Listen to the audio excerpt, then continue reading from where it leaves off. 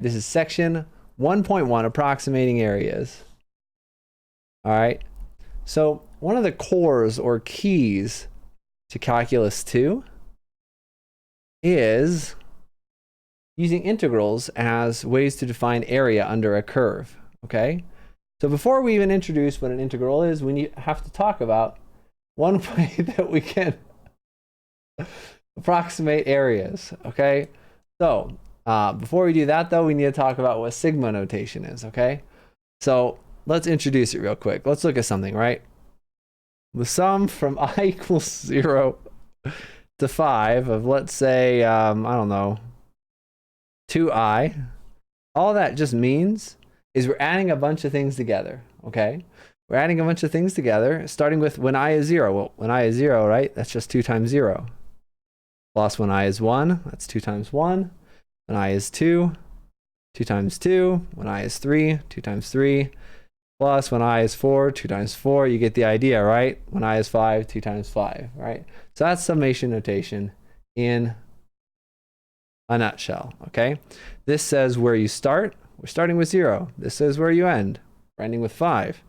This tells you what you're plugging things into, plugging into that I. And this is the thing that you're adding every time. 2 times that number. 2 to 0, 2 times 1, 2 times 2, etc. Okay?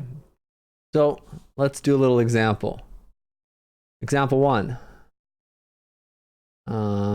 Write 1 plus a 4th plus a 9th plus a 16th plus 1/25 in sigma notation. All right, so here's what we have to do. First step, we have to find the pattern, okay? Now the pattern is going to look, here's 1, and then 1 over 4, 1 over 9, 1 over 16. So notice the top is always 1. Even here, where it doesn't look like it's a fraction, the top is always 1. But the bottom, well, there's no bottom here. 4, 9, 16, 25, there's a pattern there. These are perfect squares. So the first thing you do in a problem like this, right, is I can guarantee you the answer is going to look like this. Okay? And then, you know, just for starters, we also know that we're going to put some i's here. All right. Now, here we started from I equals 0. I think here it makes the most sense to start with 1. Because this is 1 over 1 squared. 1 over 2 squared. 1 over 3 squared. 1 over 4 squared. In fact, it's always 1 over something squared. So let's write it as 1 over I squared. So we're starting at 1. 1 over 1 squared is 1. And then where do we end at? The last thing is 1 over 5 squared. Okay? So we're going to go from 1 to 5. You can also check, right? 1 to 5, that should be 5 terms. 1, 2, 3, 4, 5. Got 5 terms. And that's all there is to it. Okay? So there's some boring properties of, there's a couple boring properties of sigma notation. There's a couple formulas. We proved some of these using induction before. Just suffice it to say that there's a formula for I squared, and I cubed. All right. So we're going to outsmart the book real quick. The book has another example over here, and it has a garbage solution. I want to show you guys a clever solution. All right. We're going to use our brains here. Let's go to example 2.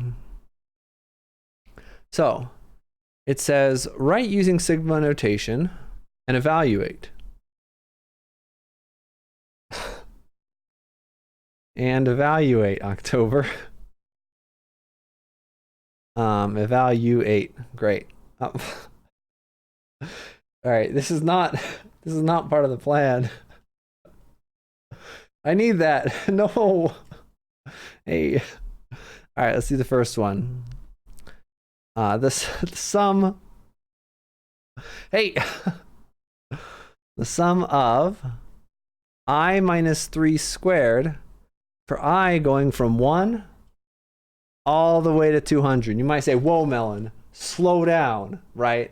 That's too many terms. That's 200 terms. You want me to add together 200 things. And I say, no, there's a better way. So first off, we want to write in sigma notation. Anytime you see a problem that says, write something in sigma notation, here's what you do.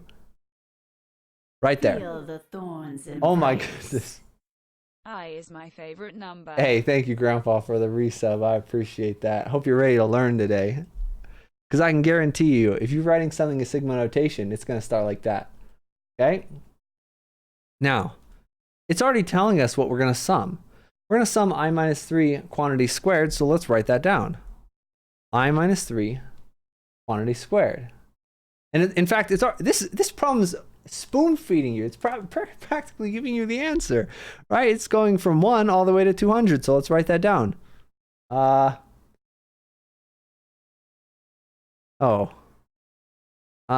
is why you have to be careful about doing things in pen.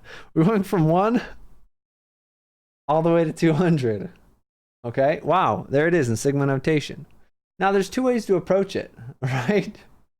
There's two ways to approach this. One is use the fact that this is a binomial squared.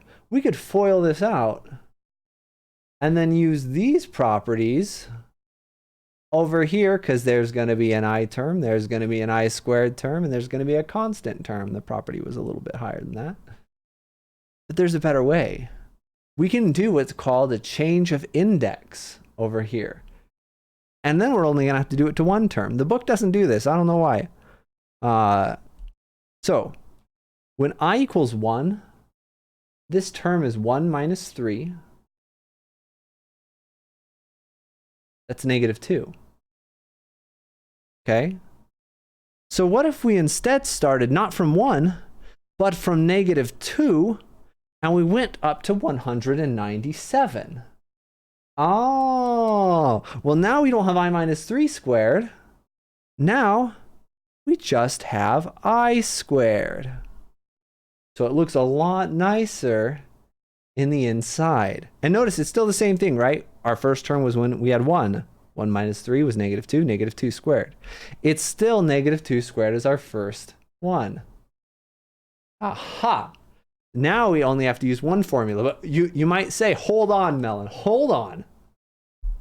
We only have this formula when I starts from 1 and goes till n. But we don't have 1 to n here. We have negative 2 to 197. Well, n can be 197. That's no problem. We need to start this at 1. So let's take out the first couple terms. Don't worry, I'm not going to write the whole thing out. Just calm down.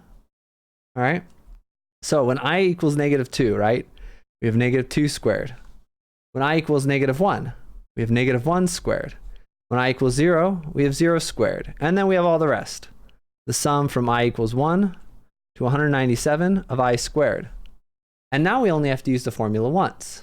This is n times n plus 1 times 2n plus 1. Here's the formula right here. Right? It's n times n plus 1 times 2n plus 1 over 6. And n is just, right? This is just n, 197. All right. Good night, CFO. So check this out. Let's evaluate. Negative 2 squared. Negative 2 times negative 2, just positive 4. Plus negative 1 squared is positive 1. 0 squared, I'm not even going to write that down. Not worth my time. That's just a 0. All right. And then this is n, which is 197, times n plus 1, which is 198, times 2n plus 1. That's going to be what?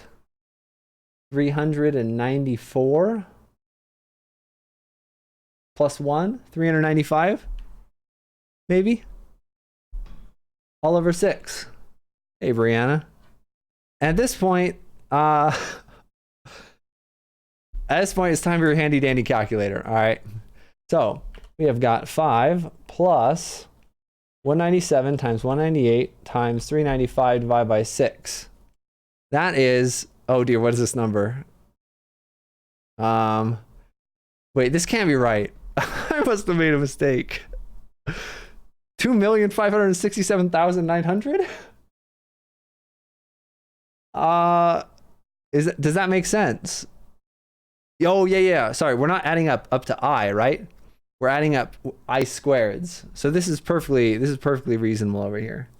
Okay? So it's really nice, right? We didn't have to add up all of these numbers. Adding up 200 terms is going to take a long time. But we use summation notation and a handy dandy formula that you can prove using induction, mathematical induction, and got this beautiful answer. October, what do you think about that? Is that Is that lick-worthy? Great, she agrees. Let's move on.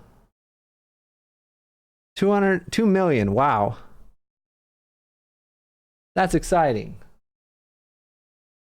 So, let's see what else we got in this section. There's a whole bunch of boring stuff over here that we've already done. Okay. So now we've got something new. Okay. Let's talk about approximating area. So say we have some kind of function, and oh my goodness, the book is introducing a lot of technological drivel here. We're just going to go ahead and jump to the example because I can't read that fast. Let's go to example 3. Okay. Hey, don't lay on my keyboard. Oh my word. Yeah, you have an area you want to approximate. You came to the right place, Winja.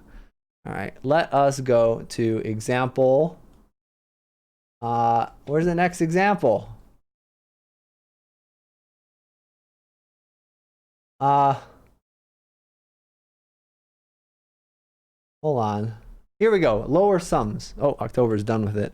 We took too long. She got bored, impatient. You got to teach fast to teach the youth of today. Okay? So find, let's see, a lower sum for f of x equals 10 minus x squared on the interval from 1 to 2. Let n equals 4. So this is going to be a bad approximation. It's going to be a bad approximation, but don't worry. After we do this example and get our bad approximation, I'm going to show you a sneak peek of the free view. You get so excited for what we have to come. So first, right, let's visualize this. This function is a parabola. This has got an x squared, and it's facing downwards because it has a negative in front of the x squared. Shift it up 10 units. So roughly, what this is going to look like is, let's see, it's going to go up till 6. Roughly going to look like this, and it goes on literally forever, okay? And then we're curious about the interval from 1 to 2. Figure not drawn to scale, all right? So up here is going to be 10. This is going to be important. This drawing is much too small, okay? But the important thing is at 1, this is at 9. At 2, this is at 6. So we need a lower sum. We're splitting this into 4 regions. And yeah, definitely way too small. What we're going to do is we are approximating this area by the area of these 4 rectangles. Okay, and it doesn't look like 4 rectangles because my drawing is a little small and it's maybe not so helpful. Okay, we have some four rectangles. So let's use summation notation, all right? So what we're going to do now is a sum. How many pieces do we have? We have 4. So we can start with 0, we can start with 1, kind of up to you. I don't know which one I want to start off with. Let's leave that blank for a second, all right? Now it's going to be the delta ck, or let's use i's, times f of ci. All right, and this may look a little intimidating, but all this is a formula that almost everybody knows, that the area of a rectangle is just its length times its height, okay? This is the length, the difference between our x values. This right here is the height. The function value is our height in this case, how high the graph goes, okay? So, and then I don't know what I want my, whether I want to index from 0 or 1. So let's leave that blank for a bit. So wait, well, Jason, you're splitting this interval up into 4 equal pieces. All your pieces are the same length. This is going to be the same length no matter what I is. And the length is going to be 1/4. We're splitting up this interval, which has a length of 1, into 4 pieces. Now, if you really want to be a superstar, what happens is this is 2 minus 1 over 4. The right endpoint minus the left endpoint divided by the number of intervals. Okay? And now our function value, well, our function is 10 minus x squared.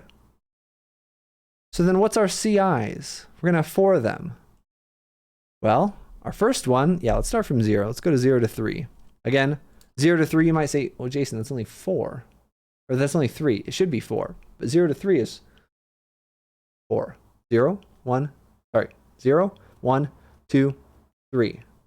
4 things. Be very careful in situations like that. All right, so if C0 is going to be our left endpoint, oh, no.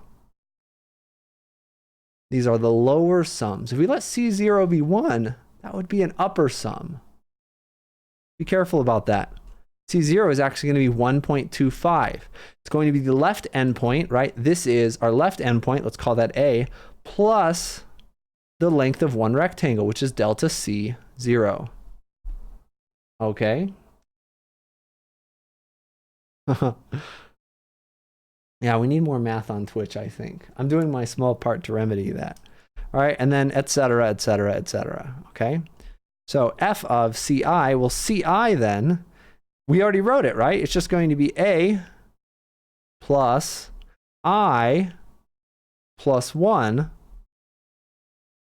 times delta C, which is 0.25. Yeah, I should have started at 0. This formula actually would have been a lot nicer if it started at 0. You know, it's not too late. Change this. Just kidding. We're going from 1 to 4. Because now we can just do a plus I times 0.25.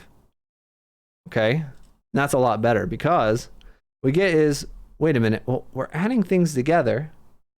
We can factor out, this is 1/4. Let's factor out that 1/4 from all of the terms being added together.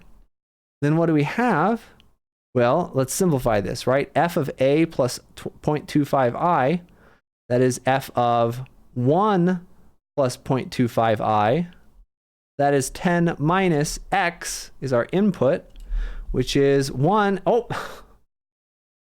plus 0.25i squared. That's the function. 10 minus x squared, okay? 10 minus x squared. And this is all inside the summation. So where does that leave us? That leaves us with, well, we can do this the easy way or the hard way.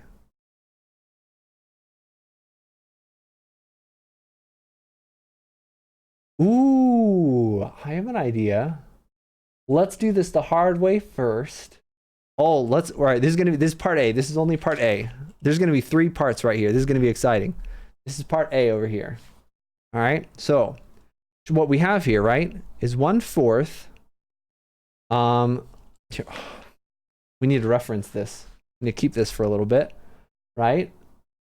Sum from 1 to 4 of 10. Well, that's just going to be n times 10, or 10n. Oh my word. This is why they don't allow cats in classrooms. This is not enhancing the learning situation, cat. All right, so let's write this out one more time so I don't have to reference an old page. I'm just going to copy most of this down. Sum of 10 minus, let's FOIL out that right hand side. We're subtracting 1 plus 0.5i plus 0.125i squared. That's what happens if you have 1 plus 0.25i and you're FOILing it out. Okay, so now this page that my cat seems to really enjoy, this page is what we're going to go ahead and put off to the side. Here, go play with old calculus, not new calculus.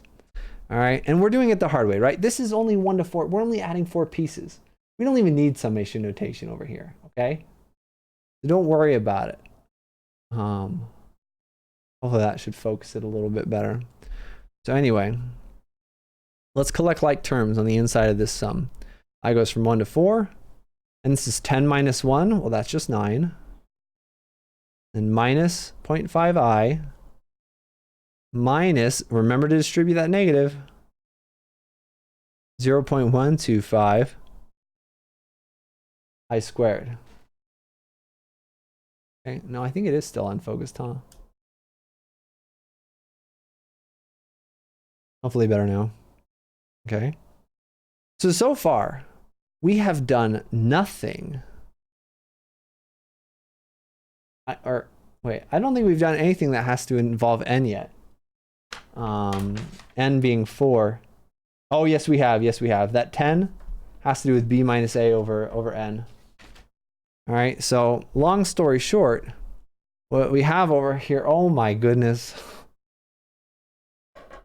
What we have over here is a cat that just will not. He loves calculus, don't ya? Don't you just love calculus? Ah, hey, whoa. Oh, yep, see ya. All right. Well, we're adding 4 9s together. Well, how many is that? That's 36.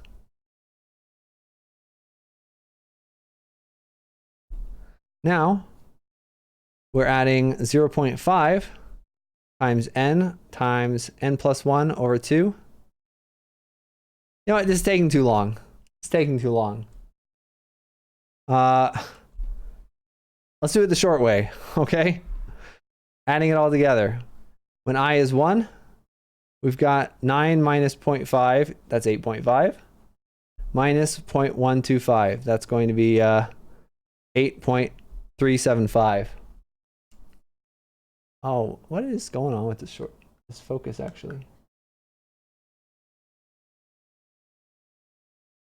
Huh. Plus, when I is 2, that's going to be 9 minus 2, that's 8, minus a half, that's 7.5. When I is 3, that's going to be 7.5 here, and then that's going to be 9/8. So 7.5 minus 9/8 is going to be what? 6.375, maybe? If I do my head math correct. And the last one is when I is 4, that's going to be 7, minus 16 times 8 is going to be 5. Not 16 times 8. Obviously, that's not correct. Add this all together, right? It's going to be 15.875. Let's add things in different order, actually. Add these two together, you're going to get 14.75, 14.75, 19.75, 27.25, 1/4, 27.25. That's going to come out to, oh my word, what is that? It's going to be half of 13.625. Hold on. This is too hard. 27.25. That's going to be 6.8125. This is our approximation for that area. You might say to yourself, Melyn, this is taking way too darn long. Here's what the magic of calculus is going to do for us. We are going to be able to model this area right here, using an integral. The integral from 1 to 2 of our function, which is 10 minus x squared with respect to x. And using the fundamental theorem of calculus, that's going to give us 10x minus x cubed over 3 evaluated from 1 to 2.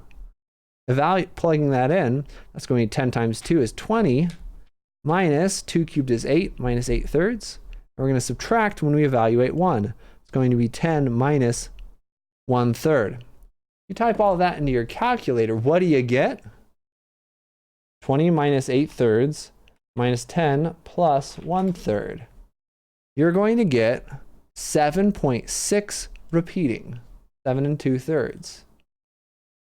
Now look at that. This is the exact answer. The exact answer. No approximating necessary. I found the exact area underneath this curve and that interval. How many steps did that take me? 1, 2, 3 steps. Super easy. Way easier than this approximation. This, by the way, remember, was called a lower approximation And it did approximate, closer than you might think. And it is lower. That's good. If our lower approximation was higher than the actual, we would be in a bad place. Okay?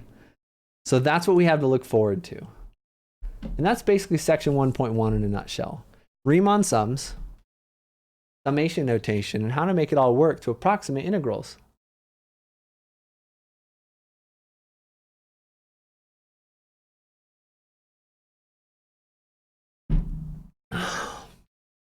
So, go on to the next section. 1.2. The definite integral. Ooh, this is a good one. This is a good one. This is a fun section. Why do you do a lower approximation if the actual answer, not approximation, is more accurate and takes shorter time? Good call. We're never going to do that again. Let's figure out, where does this theory come from? Where does it come from? How do we get it? What do we do? We need to answer those questions. All right? So, here's what we're going to do over here. Blah, blah, blah. Let's skip all the way to section 1.2. I'm skipping a whole bunch of introduction on 1.2. The definite integral. Hey, Sergio. So over here, right? We approximated this with n equals 4. And it wasn't a garbage approximation, but it wasn't great, right? What if we approximated with an infinite number of rectangles? Wow. Wouldn't that be nice? If we had an infinite number of rectangles, wouldn't that be the true area underneath the curve? Well, yes, as a matter of fact, it would. Let's do a simpler problem over here. Example 1. Let's look at the integral from 0 to 2 of x squared with respect to x. So, now with this, again, let's visualize this. Visualizing is always important. This is a parabola. Not a great drawing. Going from 0 to 2.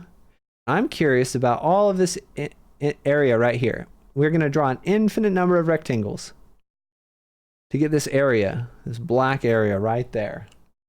Okay? So, let's set this up as a Riemann sum, just like the last problem.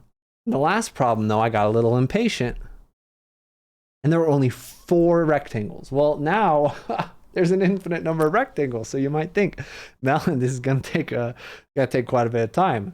But don't worry. Yes, this is an upright parabola. This is a standard parabola, the nicest parabola there is to be had.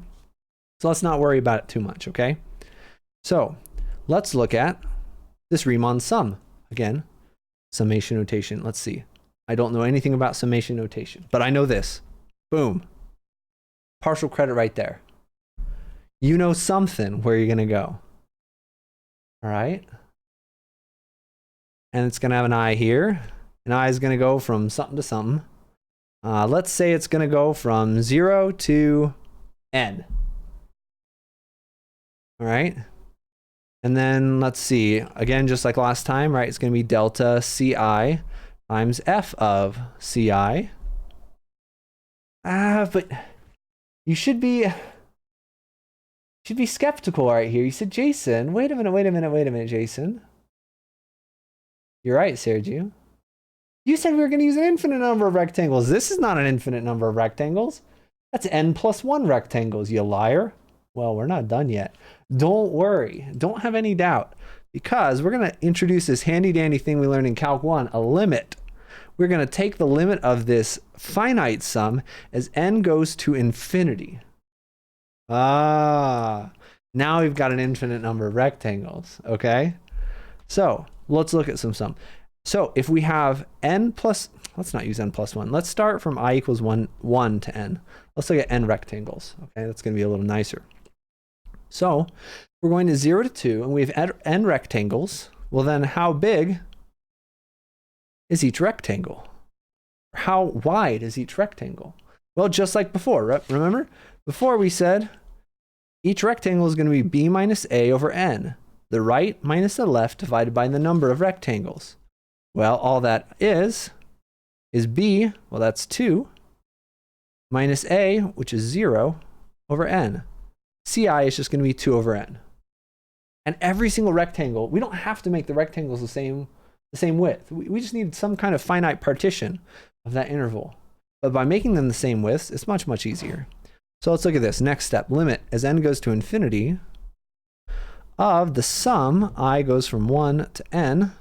We could also have gone from 0 to n minus 1. There's a lot of ways you can format this problem. That's, again, one of the beauties of mathematics, of 2 over n times our function evaluated at ci. So this is the part that trips up most students. What is ci?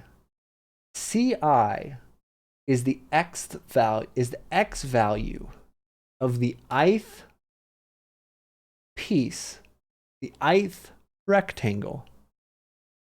So let's just say the first one is 0. So again, you don't have to be super fast. You don't have to go jump to the end. Let's just write out some stuff. All right. Let's say the first one is just going to be our starting 0. Well, the next one, C2, that's just going to be 0 and then move over delta C. So 0 plus 2 over n, that's just 2 over n. Oh, so C3 then is going to be another 2 over n. It's going to be 4 over n, etc. So CI... Oh, wait, I do want to start. You know what? Let's change this. It doesn't matter. I goes from 0 to n minus 1. Why not? Is going to be our a, which is 0, right? Ci is going to be a, which is 0, plus I times delta c. Delta c is 2 over n. This is just 2 over n times I, which we can write as 2i over n. There we go. Now we've done all the hard work. We have planned the bridge. We've got all the materials ready. We've got all the blueprints. Now we need to just hire some workers to carry out our plans. All right. So, we're just changing the index a little bit. It's all good. So again, our first piece is going to be when I is 0. First piece is going to be at 0. That's good. That's what we wanted. And the last piece is n minus 1. That's going to be 2n minus 2. First piece is just 2 minus 2 over n. That's good. That's exactly what we wanted. So now let's evaluate one step further. The limit as n goes to infinity of, well, hold on. 2 over n. Sure, we don't know what n is, but it has nothing to do with i's. Let's factor this 2 over n. This is a factor that has nothing to do with i's. We can factor it out of the sum. So let's do that. 2 over n times the sum, I goes from 0 to n minus 1, of our function value, our function evaluated at the value of 2i divided by n. What is our function? X squared. So f of this is just this squared. If this were f of x, it'd be x squared. But it's not f of x, it's f of this stuff. So this is going to be 2i over n squared. Let's simplify that a little bit. The limit as n goes to infinity of 2 over n times the sum, I goes from 0 to n minus 1, of this. Well, I should have used right endpoints. All right, there's a nicer way of doing this, but that's okay. 2 squared is 4, I squared is I squared, n squared is n squared. And again, let's do the same thing we did before. We took out the 2 over n because it didn't depend on I. We didn't need to keep it in there. So let's do the same thing now. Limit as n goes to infinity of, we can take out a 4 and we can take out an n squared. We can't take out the I though, because that's changing. Take out the 4, we now have an 8 on the numerator. Take out an n squared, we have an n cubed on the denominator. The sum, I equals 0 to n minus 1 of, and this is where it's going to get us. Now of I squared. Well, we already said that I squared was n times n plus 1 times 2n plus 1, I believe, over 6. That's if I starts from 1. So, okay, yeah, this is biting us in the back again. To rewrite this, limit as n goes to infinity, 8 over n cubed of the sum. I goes from 1 to n now. Reindexing, this is now going to be... Oh, let's not do that. Man, I really goofed here. We can rewrite this, right? When I is 0, this is just 0. We don't need to worry about that part of the sum. So actually, we don't even need to reindex at all. Let's just take out the first term in the sum, I equals 0. Let's start from I equals 1 and go to n minus 1 still. Now, you might be really nervous at this point, because if you remember, right, we're taking a limit. The only n's I see, oh, we should write this again. The only n's I see are in the denominator. Well, if you have a number in the denominator that gets bigger and bigger and bigger, that number is going to 0. This is not a 0 area, so you might be very skeptical right now. But don't fret. Have some faith, prospective math student. Here's what we got. Let's use that formula. Remember, so let's copy down all of the old stuff. The limit as n goes to infinity of 8. Well, 8 doesn't depend on n. Let's take the 8 in front of the limit. As n goes to infinity of 1 over n cubed times that sum. Well, I already told you that sum is n, which in this case, this is where it gets a little confusing, right? We're using notation. In the formula, n means whatever's up top, but here we have n minus 1, so don't worry too much about that. That's the best thing to tell a student. Don't worry about it. It's going to be n, which in this case is n minus 1, times n plus 1, which in this case is n minus 1 plus 1, which is just n, times 2n plus 1. In this case, that's 2n minus 2 plus 1, 2n minus 1, over 6. And now this is just a simple limit problem. You don't need to worry at all. We've done thousands of limit problems because I give really long homework assignments. So let's simplify. 6, let's take that 6 out front. 8 over 6 is just 4/3 times the limit as n goes. Winja, you didn't do the homework assignment. You got no one to blame but yourself. Okay? And now what do we have? Well, we've got n cubed on the bottom.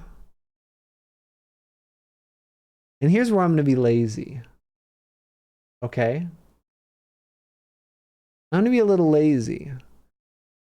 Look at the highest power on the top. It's going to be an n times a 2n. We don't actually have to write the whole top out because the highest term is just going to be a 2n cubed. And then all this other garbage, it doesn't matter what it is. This is going to be something with an n squared. This is going to be something with an n, something with a 1. But we're dividing by n cubed. So if it doesn't have an n cubed or a higher power up here, it's just all going to 0 anyway. So it's just, this is just a bunch of garbage that's going to 0. So let's not do that. So what we have is 4/3 times the limit as n goes to 0.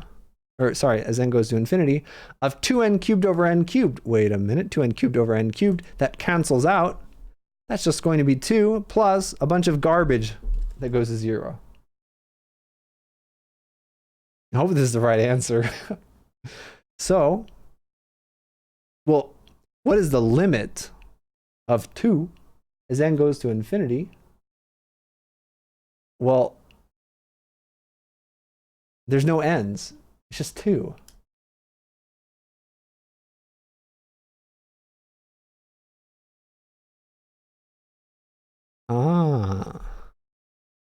We don't even need to write the limit anymore. 4/3 times 2 is just 8/3.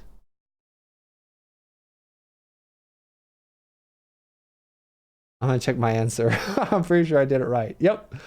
Yep, that's right.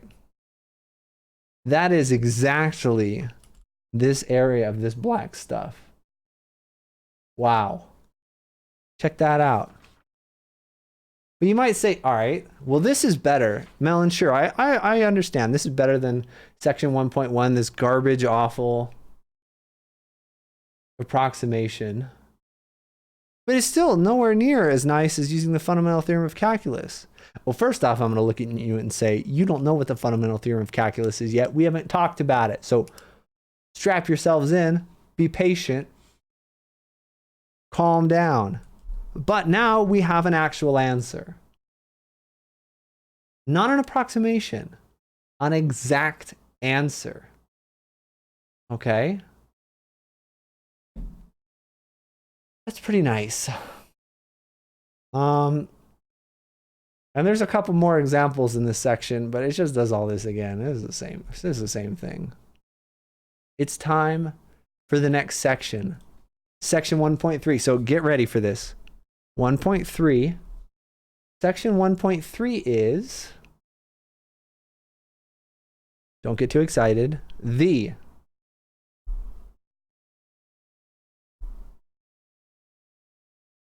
often abbreviated FTC. F stands for fundamental. Emphasis on fun. T stands for theorem. Of C stands for calculus. Oh my goodness, we're there already. If that's not exciting, what is? We're already at the fundamental theorem of calculus. That's supposed to be an underline, not a strike through.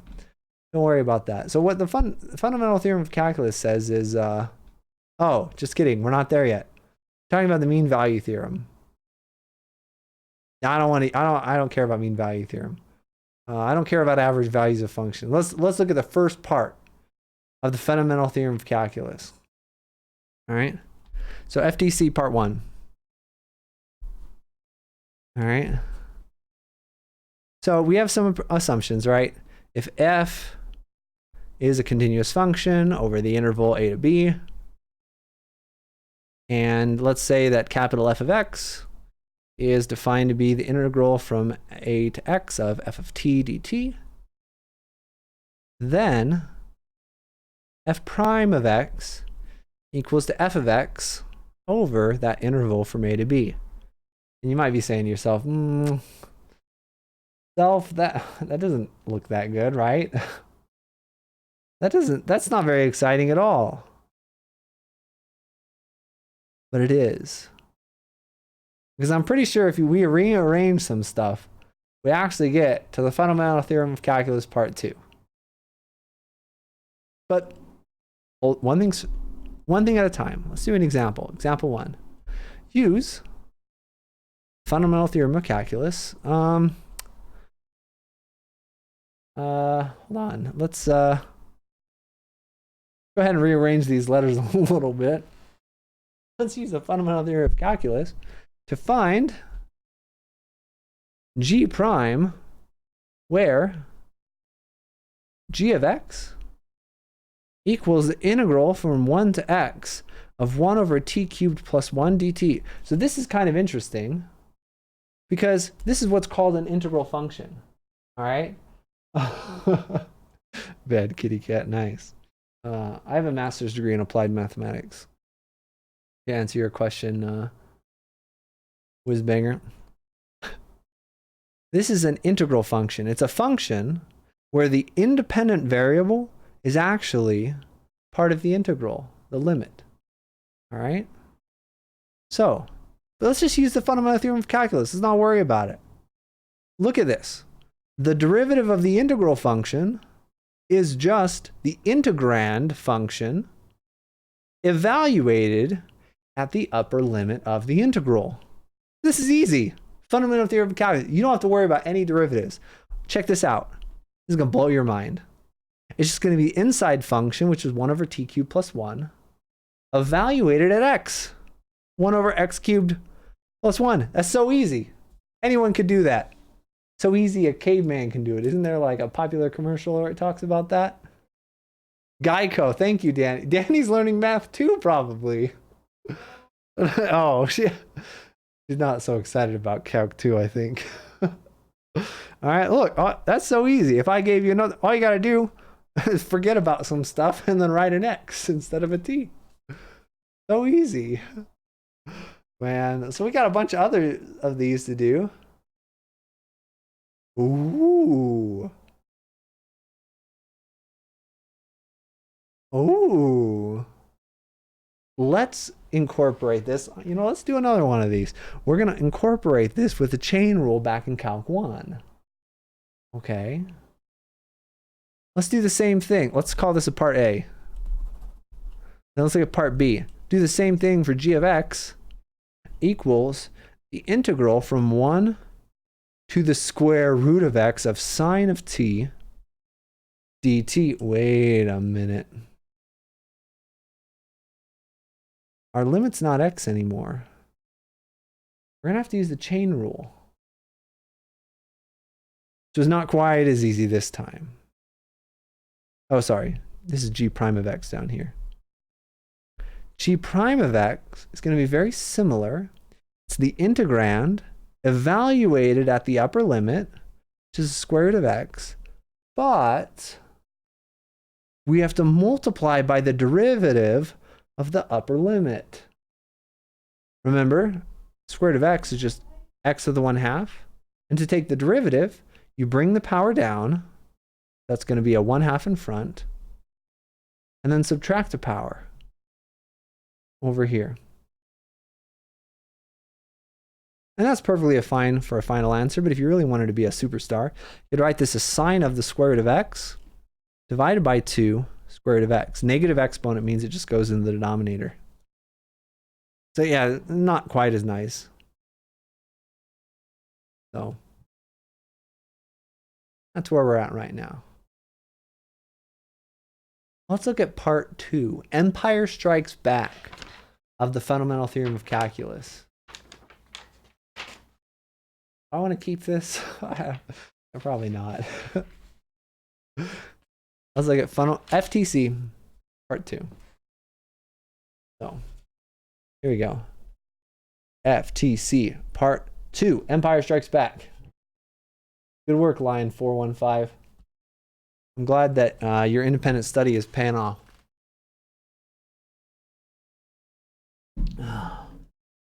Here we go. So we got the same assumptions, right? Blah, blah, blah. If f is continuous over the interval, blah, blah, blah, and f is an antiderivative of lowercase f, blah, blah, blah, then we can evaluate the integral from a to b of f of x dx as the antiderivative evaluated at the upper limit minus the antiderivative evaluated at the lower limit.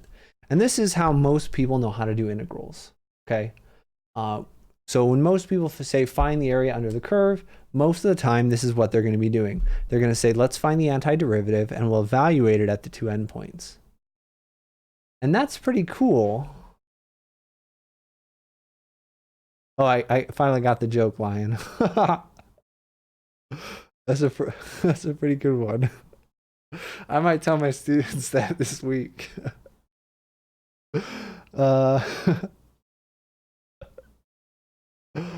Oh man. All right. So you remember way back when, well, I'm glad I kept this, where we did something. Oh, it was on the back of this page. Right? I said, let's not do it the long way. Let's do it the short way. We took the antiderivative of the integrand, evaluating it at the endpoints. This is f of 2. This is f of 1, and we subtracted them. Got the right answer. That's all we're doing.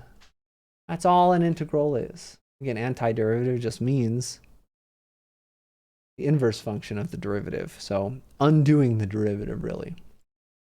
So let's do another example. I don't know what number I'm on. Let's call it 5. Okay? Evaluate the integral from -2 to +2 of t squared minus 4 dt. Well, all we do.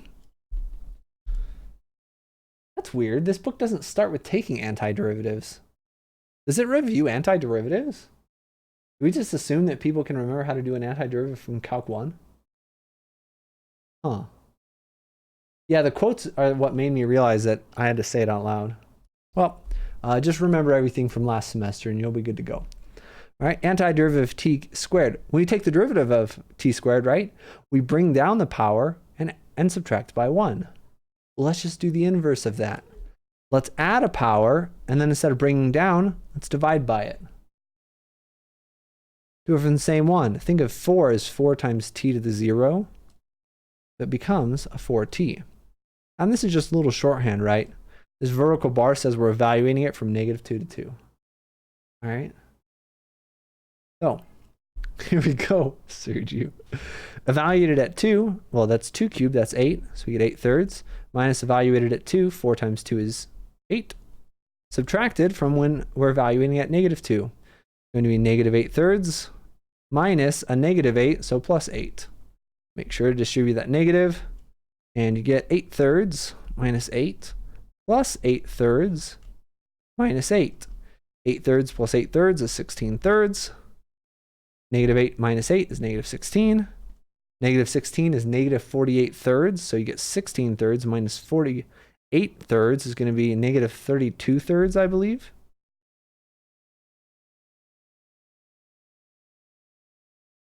Wait a minute though, Jason. You said that we think of integrals as area under the curve.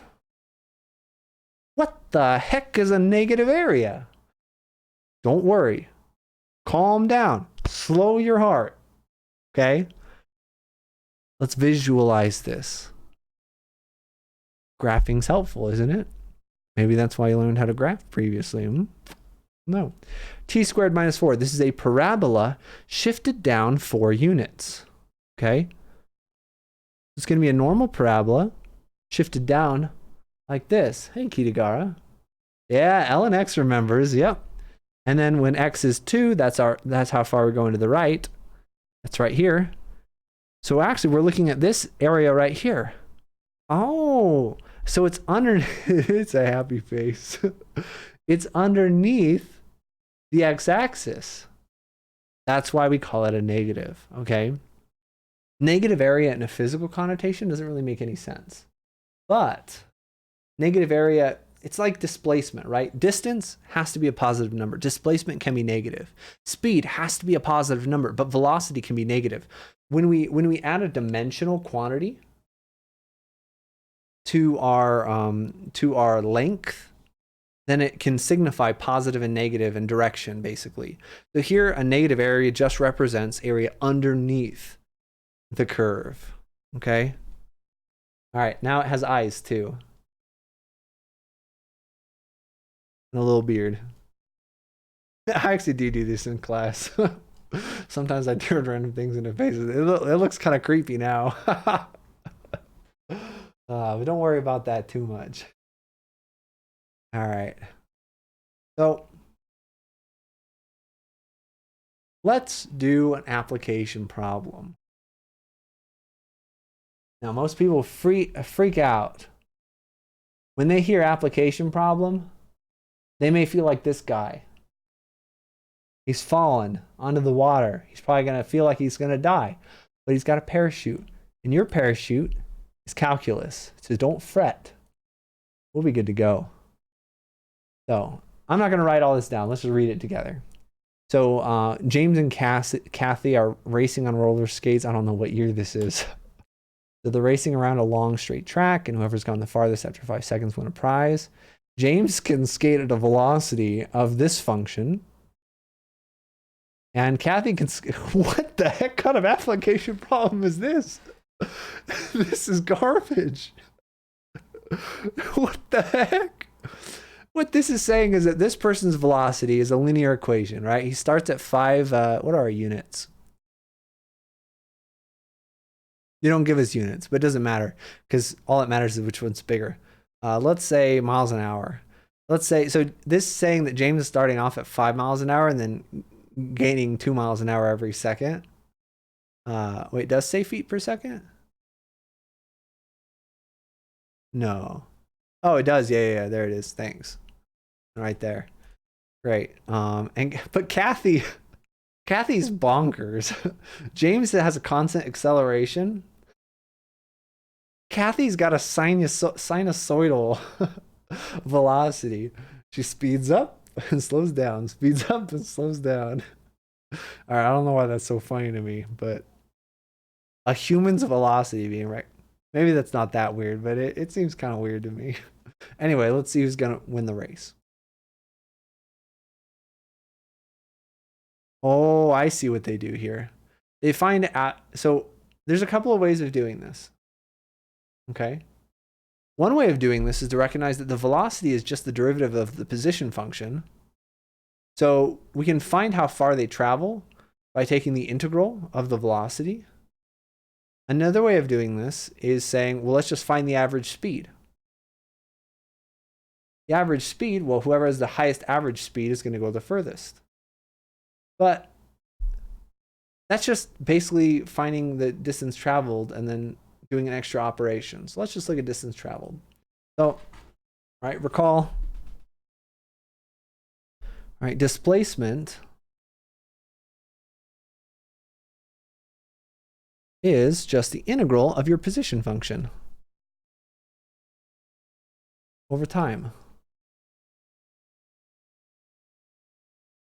No, velocity is not average speed. Velocity is your speed with a direction attached to it. So positive or negative. So this right here is the displacement. The average speed would be dividing this value by b minus a, which in this case is going to be 5. All right. Anyway, so let's look at these two things. All right. So let's first look at James. All right. So James, distance that he's going to travel over here is going to be the integral. Time is going from 0 to 5 seconds of this velocity function. It's 5 plus 2t dt. And what's her name? Kathy. Oh, I have an idea. Kathy is going to be going from 0 to 5 of 10 plus cosine of pi over 2 t dt. Okay. So they're racing. What if we do the integrals at the same time? It's like we're watching the race play out. And you guys can take bets on who's going to win. Any bets right now? So notice, right? Notice that James is starting much slower, 5 feet per second. Kathy's starting much faster, but James has constant acceleration. Kathy doesn't know how to pace herself. She's oscillating with the cosine. Okay? I don't know how she can't know her limits. She's oscillating within 5 seconds. Kathy's, oops, sorry. Kathy's going bonkers. I actually don't know who's going to win. If I had to guess,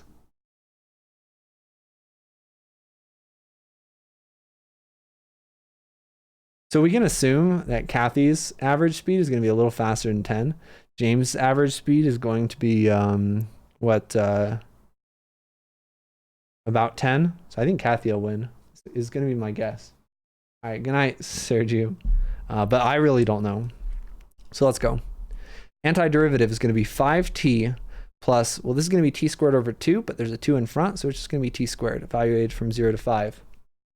Okay, they're going for 5 seconds. Kathy, on the other hand, antiderivative is going to be 10t plus, All right, so antiderivative of cosine is sine. But there's the chain rule. We're going to have to divide, kind of like a u substitution over here, is that this is going to be plus now sine of pi over 2t divided by pi over 2. Well, let's not divide by pi over 2. Let's just multiply by the reciprocal, 2 over pi. And don't worry, it looks bad. It's not so bad. All right. Yeah, who has a 5-second roller skate race, right? So anyway, so let's start evaluating this. At 5 is going to be 25 plus 25 is going to go 50 feet.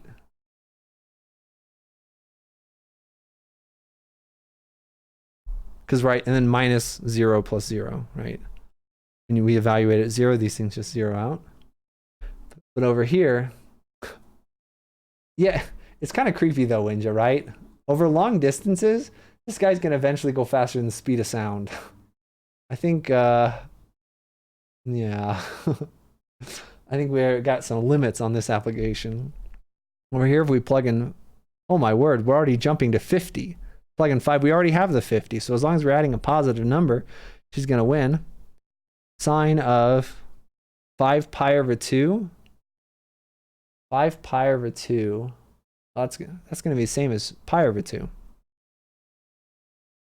Wait a minute. Wait a minute. Sine of pi over 2 is 0. Minus 0. Wait a minute. Have we gotten tricked? Did I do my math right? Or did we get tricked? Is it a tie? Hold on. No. No, I did. All right, I did my math wrong. Okay. It's not a tie. It's not a tie. This is not 0 right here. Because this is not sine of pi over 2. 5 pi over 2? Why is 5 pi over 2 not? What is 5 pi over 2, right? That's 5 pi over 2's. 1, 2, 3, 4, 5. I don't see it.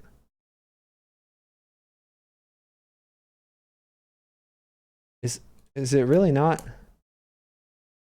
Sine of 5 pi over 2 is 1. Oh, I'm an idiot. I'm an idiot. This is pi over 2. Sine of pi over 2 is not 0. It's 1. Sorry. I taught trig last semester. This is going to be 2 over pi and then minus 10 times 0 is 0. Sine of 0 is 0. Great. So she is 50 plus 2 over pi. Okay. We're good. We're much good. Cosine changes sign because we took the antiderivative. So this is approximately, anyone know what 2 over pi is? It's like about 2/3. So we're going to have about 50.6366, etc. feet. So Kathy wins. My guess was good, but barely. It was a close one. All right. Kathy wins. I don't think this is how you spell her name. Oh, it was. Wow. How exciting. Check that out. Dude, Myocat doing the calculus in his head to get to the right conclusion. Small margin, though. It was close. Actually, so when I was doing my guess, I guessed that he would have an average velocity of 10, which is exactly what his average velocity was. Her, though, I had no idea. But I know that cosine starts off as positive. So it starts off as a positive number. It's going to be a little bit more than 10 for the whole time. Okay. That's pretty cool. All right. Whew. That's the fundamental theorem of calculus. Let's do some substitution problems. But first, I need to fill up my water. I've been talking for an hour. I need some water. You guys just mull over this a little bit. Next, we're gonna do section 1.5, substitution. This will probably take 60 seconds. You won't want to miss this.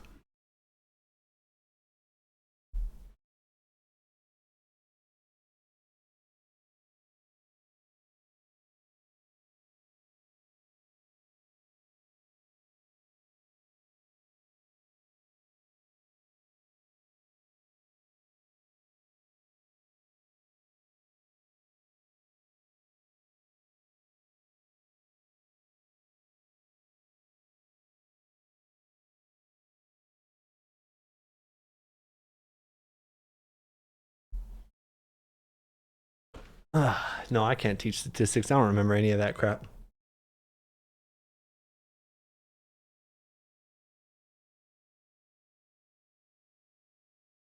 All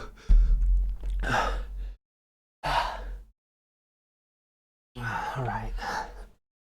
Let's go. Looks like October got bored with the calculus. I don't know how that's possible. Well, let's move on. So substitution is really nice. Now, I'm really don't want to introduce this formula to you guys. Right? This is what substitution looks like. I guarantee you, no more than 10%, and that's probably a very generous estimate, no more than 10% of calculus students are ever even going to look at this, let alone understand this for substitution. Let's just do it. Okay. So let's look at an integral. Example 1. The integral of 6x times 3x squared plus 4 to the 4th power dx. Whoa. Oh my goodness. This looks awful. Right? Like a couple options, right? Well, we can't integrate it the way it is. We could multiply this out, right? Multiply it out 4 times, FOIL it 4 times, and then distribute the 6x to everything, and then we can do it. Fundamental theorem of calculus. Oh, phew. What if there were a better way? I'm just going to tell you something, all right? I'm going to tell you something. Pull it out of my magic hat. And let's see where it goes. So, let's look at this. I'm going to let u equal 3x squared plus 4. We'll have a race, Space Football King. You do it the long way. I'll do it my way. We'll see where we get. All right, yeah, let Winja. So let's leave a little bit of space here. Maybe like 2 lines. 3 if you really want to get a lot of room. And then let's see what we get, right? Oh no. Oh, my cat's up here too, but he's not going to interfere, I think. He just wants to be nearby calculus. Understandable. Well then, all right, what we got is 6x times, well, this right here. Well, I just said u is this. 3x squared plus 4. Well, let's not write 3x squared plus 4. U is that. They're the same thing. So let's just write it as u to the 4th power du. And now your heart's beating a little faster probably right now. Don't worry, you're on the edge of your seat. We got this.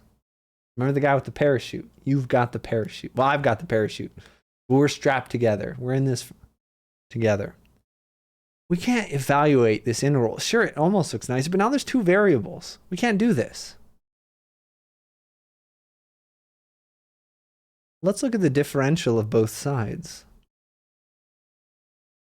The differential on the left-hand side, well, if u is that, then du is going to be, take the derivative of the right-hand side, 6x plus 0 oh.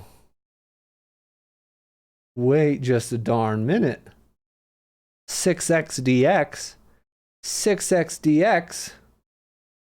Pog u is right. I wish I had that email enabled. We have a 6x dx. Let's replace 6x dx with du. U to the 4th du. Well, Melyn, I'm falling asleep over here because this integral is too easy. Oh my goodness. Boring. Give me a challenge. Am I right? Now we just take the antiderivative, add a power, divide by that power, and we're done, right?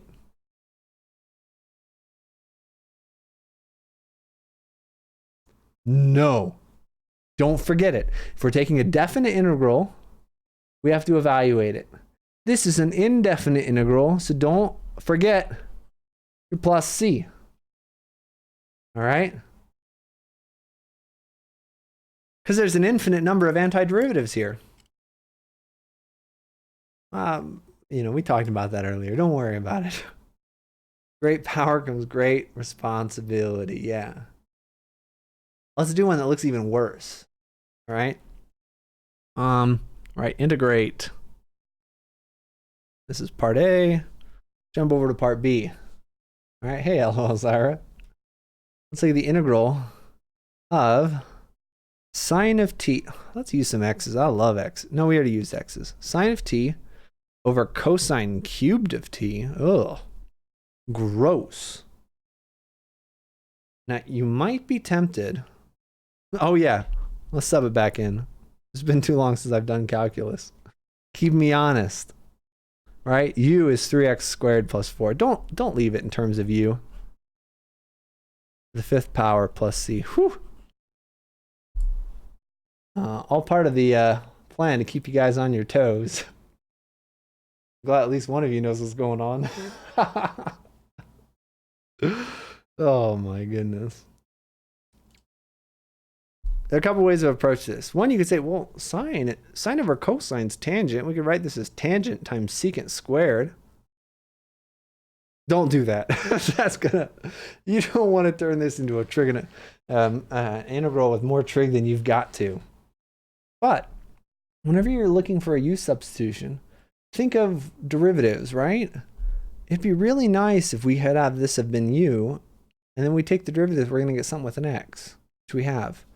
It'd be really nice if we could deal with this cosine cubed as some sort of u. Derivative of cosine is negative sine. Oh, we do have a sine. So check this out. Let u equal cosine t.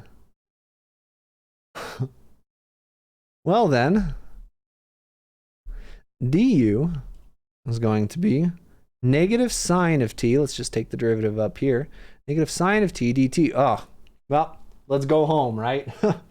Here, du is 6x dx, which is exactly what we had. We just subbed it in.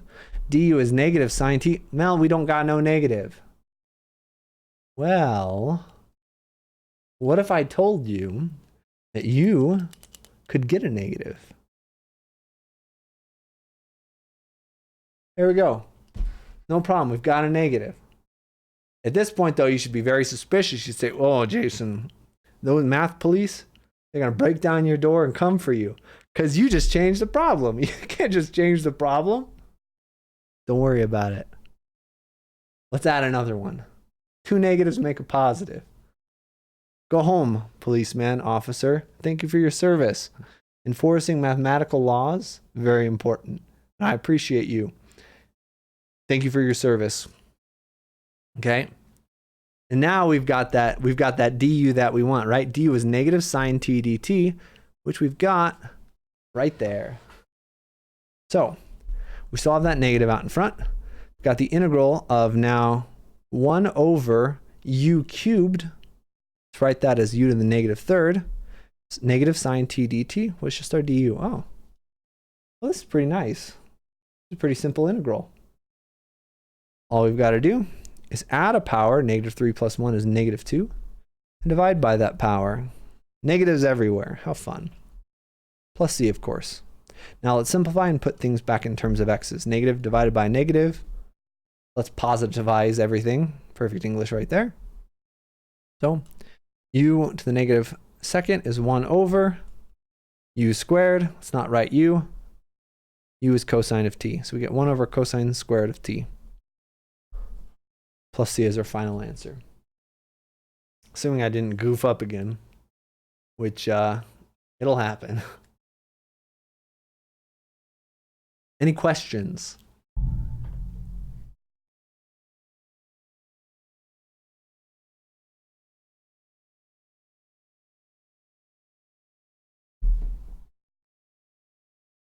Great. I didn't think so. All of you understand the material too well. This is probably boring you. Ooh. Let's do another one. This is actually kind of a cool one. I like this one. Part C. All right. You have a question, Huckmore? What's the derivative? Ooh, you need to go ahead and see that door over there? Walk out that door. Go to your advisor. Tell them I need to drop my class. And then go over to Dr. Huckleberry's Calc 1 class. Maybe his pre-calc class. See ya. Bye. Here we go. We got the integral of x over the square root of x minus 1. So, of course, we can't deal with that square root in the denominator. So we're going to use a u substitution. Let u be x minus 1. So du is going to just be dx. Oh, well, that's easy. Oh, I missed my dx. So we got the integral of, uh-oh.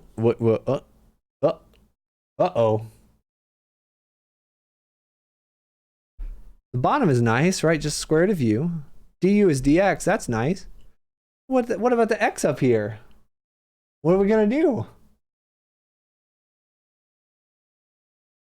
Don't fear. Have faith, my child.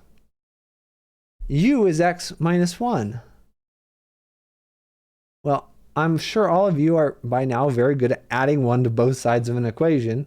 You add 1 to both sides of this equation, what do you get? You get u plus 1 equals x. Oh. X is just u plus 1. So now, what, Danny? Hi. Am I too loud? You want to learn calculus from outside? I don't think she can hear me very well. All right. So again, this still looks pretty bad. But if we have addition in the top, it's way nicer than addition in the bottom over here. So let's look at this, right?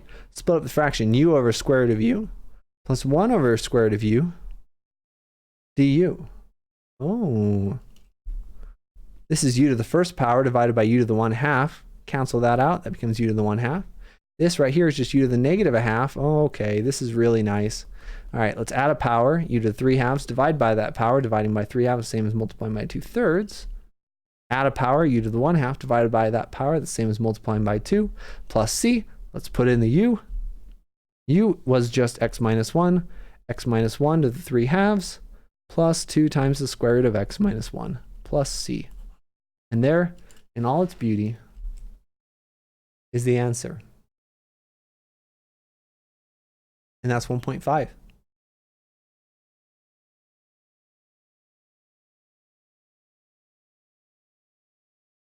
Now, let's go to 1.6. 1.6 is going to have your favorite integral you've ever done in your life. Okay. 1.6, we're going to start getting into integrals. For those of you who see my league streams, I'm abbreviating something you see very often, int. Ints involving exponentials and logs. Oh, you betcha, Space Football King. That's what I'm talking about. Here we go. The integral of e to the x dx is e to the x plus c. Its antiderivative is itself, just like the derivative of e to the x is also itself. This is super nice, right? What about a to the x?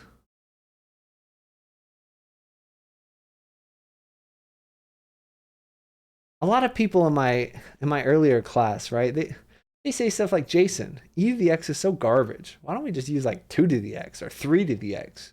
2 and 3 are such nicer numbers. Well, I'll show you. In calculus, integral of e to the x, super nice. Just e to the x, no problem. Let's look at the integral of a to the x. So remember that a to the x, hold on, I have to remember how this works. So I know the answer, but I want to show you guys where it comes from. We can rewrite any exponential as any other exponential multiplied by a constant. Because a to the x is just, I believe, e to the natural log. No, this is certainly true. Right? These are inverse functions of each other. The exponential function e to the x and the logarithmic function natural log are inverse functions of each other. So this is just a to the x. You say, Melyn, you're supposed to be making our lives easier, not harder. Ha! What a clown. Well, hang on tight. Hang on tight. The darkest night is just before the dawn or something like that. I don't know. Let's use properties of exponentials. The natural log of an exponential, we can bring that exponent out in front. This is going to be e to the x natural log of a. Oh. E to the x times the natural log of a. Where am I going with that? Oh, let's use a u substitution. What a coincidence. We are learning this right after the section with u substitutions. Oh my word. Who'd have thought? Who'd have thought this, right? So again, u is going to be x times the natural log of a. So du is going to be dx times the natural log of a. Or if you want to think about it, dx is du divided by the natural log of a. Oh, I see where this is going. So now we have integral of e to the u. Dx is du. And then that's going to be divided by the natural log of a, which we can take out front inside the integral. So we have 1 over the natural log of a times the integral of e to the u du, which, if you remember, integral of an exponential is just itself. That's just going to be e to the u plus c. And again, a constant times this is just another constant, so I'm just going to call it c. Oh, there we go. And what was e to the u? E to the u was just e to the x ln a. And you do all those steps again, going backwards, we're going to get a to the x divided by the natural log of a. So when you integrate an exponential with base e, it's super nice. If you integrate an exponent with any other base, you always have to divide by a natural log. This is gross. And that's why e to the x, one of the reasons why e to the x is so nice. Also, notice that this is just a generic form of this exponential, this integral up here. Right? If a is just e, these are the same things. And then this is e to the x divided by the natural log of e. But the natural log of e is just 1. E to the x divided by 1 is just e to the x, so this is just a special case of that. Okay. Oh.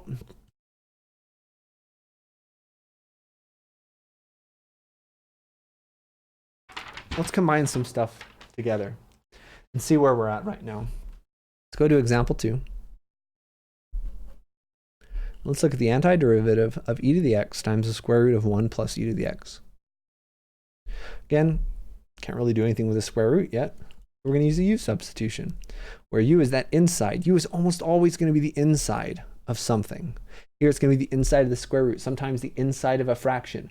Sometimes it's going to be the inside of a quadratic or something like that. Let u be 1 plus e to the x. So then du is just the derivative of this. Derivative of 1 is 0. Derivative of e to the x is just e to the x dx. Ah, and we've got an e to the x dx. So this is just the integral of the square root of u du. Again, that's u to the 1/2. So add a power, u to the 3/2. Divide by that power is multiplying by the reciprocal, plus c, and u is just 1 plus e to the x. Oh. No problem. Easy as 1, 2, 3, e.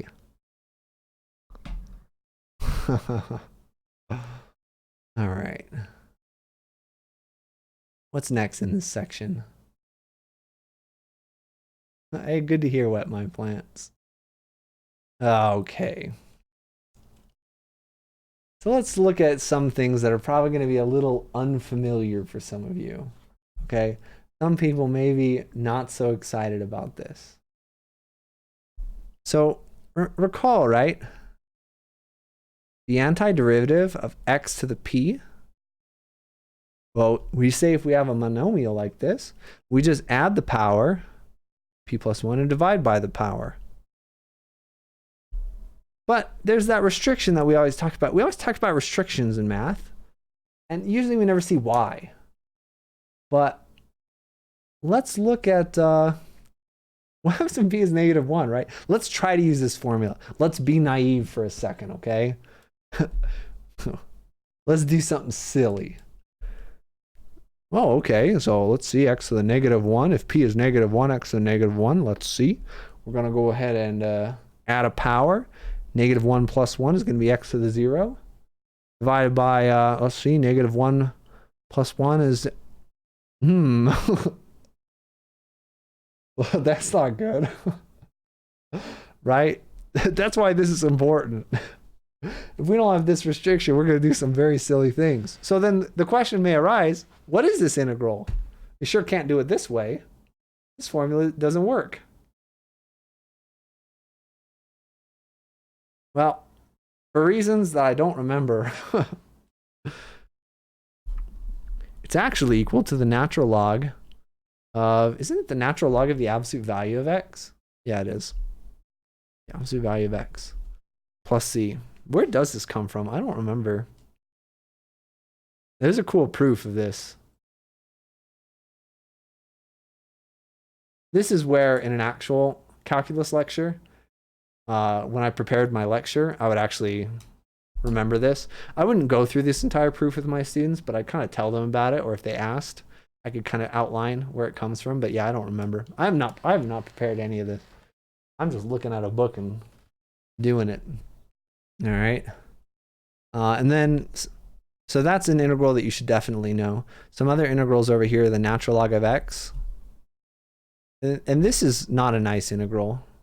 This is x times ln x minus 1 plus c. This one you can derive using integration by parts, which we're going to talk about in chapter 3, I believe. Yeah, integration by parts. Pretty good. Oh, no, I didn't mean why do we have an absolute value? Because yes, that's true, Huckmore. We can't take the absolute value of a negative number, so that's why we kind of add that in there. But I was curious about where the ln comes from. This second one comes from integration by parts. That's how we can prove this. And then let's look at the third one, which is even worse. Again, log base a kind of sucks, right? Just like a to the x sucks, log base a sucks. Natural log is so much better. This is just going to be x over ln a times ln x minus 1, right? Notice how similar these are. These are just the same antiderivative, but this one is divided by ln a. Just like when we did these the exponents, they were the same, just one of them was divided by ln a. Right? And that's because if you remember your properties of natural logs, right? Log base a of x, use the change of base formula. This is just ln x over ln a. So this formula really just comes from rewriting it and factoring an ln a out of the integral. That's why these are the same. These ones, I'll give to you on a test. You don't have to remember them. Almost nobody does. You can use integration by parts to find it out later, but I'll give them. You don't need to memorize it. But you should definitely know this first integral. This one's really important. That's a star, by the way. Yeah. So a lot of calculus was discovered independently by Newton and Leibniz. People are a lot more familiar with Isaac Newton. I think Leibniz's first name was Gottfried or something. I'm not sure. Oh my goodness, my pen broke. That's not good. Oh, all fixed. Great. Hey, you want to do some calculus? There you go. What's your favorite section in calculus, huh? Ear sniffing? I don't think that's in this book though. Huh, problems on summation. Oh, you're too late. We already did that. That was 1.1 and 1.2. We are in 1.6. We are flying through calculus. All right. I hated Calc 3. I don't like teaching Calc 3 that much too. Calc 2 is my favorite. All right, here we go. Area of a solid revolving around an axis. We're getting there. This is 1.6 right now. After 1.6 is 2.1, which is area between curves. And then 2.2 and 2.3 are going to be volumes. We're getting pretty close. All right. All right, buddy. Yeah, go see who's at the door. Because a little distracting. All right, so again, this whole section is really just using these formulas. And you don't need this. Let's move on to chapter 2. No, I'm not going to go out of order. Areas between curves. That's chapter 1. That's a nice introduction. Now we're going to go on to chapter 2. Chapter 2 is applications. Everyone's favorite A word. Applications. This is chapter 2. Applications, smiley face, smiley face, smiley face. Because there's some neat things. So let's first look at the area between two curves. So there's, there's a long theory for this. Let's look at some curve that maybe looks like this, some curve that looks like this, right? Then the area between the curves kind of is this shaded area. But notice what this is, right? If we wanted to, we could go back to rectangles. But this is just a big rectangle minus a small rectangle. Just the rectangle of the big guy minus the rectangle of the small guy. All the area between two curves is just the antiderivative of their difference. If this big guy is f and the little guy is g, it's going to be f of x minus g of x. There's really nothing to it. Straightforward. Nothing to worry about. 2 for the price of 1. Before you were solving integrals with 1 functions, now we got integrals with 2 functions. Even more fun. Am I right? Oh, yeah. So again, a lot of theory behind that, but it's not important. Okay. So let's look at a problem. Example 1. Find the area between f of x equals x plus 4. Oh, boring. G of x equals 3 minus x over 2. On the interval 1 to 4. Oh, just 2 lines. Come on. This is triangles, Melyn. What are you wasting my time with? Let's move on. Y'all can figure out areas of triangles. 1/2 base times height. Don't even need integrals. All right. Let's look at some more interesting stuff. Okay. Part B. Find the area between f of x equals sine of x and g of x equals cosine of x. Now we're getting somewhere. All right. On the interval from 0 to pi. So let's graph this. Let's see what's happening here. Hopefully everyone remembers. They're graphs of trig functions. Sine is going to go up and over and up. This is like the velocity of Kathy. Kathy's velocity was crazy. All right.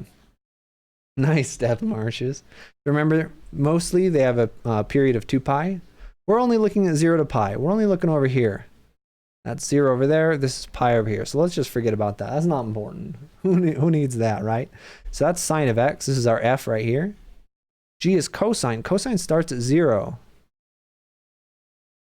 And then it's going to go down like this. Zoop. Zoop. Oh. Now this is interesting. So we've got a big guy over here. Then the big guy switches. Oh.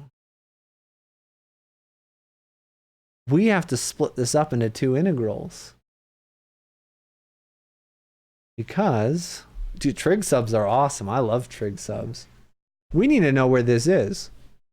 Otherwise, if we just look at, say, f is on top for most of it, let's look at f minus g. But that's no good. Because over here, if you f minus g is going to be a negative area. We don't want negative area here. We want this entire area. Okay? So, we need to find out when they intersect. Well, they intersect when sine equals cosine. Or, if you will, this is when tangent equals 1. Well, tangent equals 1 at pi over 4. We have to look at 2 integrals. First integral is going to be g over f. Second integral is going to be f over g, and we'll add them together.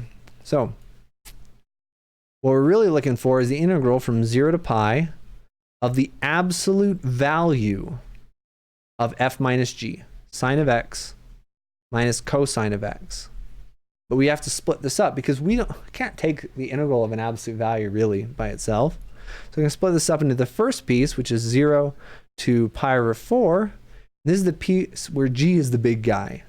So this is going to be cosine of x minus x, or sorry, minus sine of x dx, plus second integral, going to be from pi over 4 to pi of, now f is the big guy, sine of x minus cosine of x. Sometimes it's like when you bully your little brother growing up, and your little brother gets way bigger than you and beats you up later. That's what's going on here. Cosine of x thinks he's got the advantage over here, but no, joke's on him. And then it gets bigger again when they're old. Yeah, it's not a perfect metaphor. Don't worry about it. So again, this is, you don't know how to do all of this. This is just carrying out the steps. This is just hammering in the nails. You've hammered in enough nails, but let's just do it once more for extra practice. Antiderivative of cosine is sine.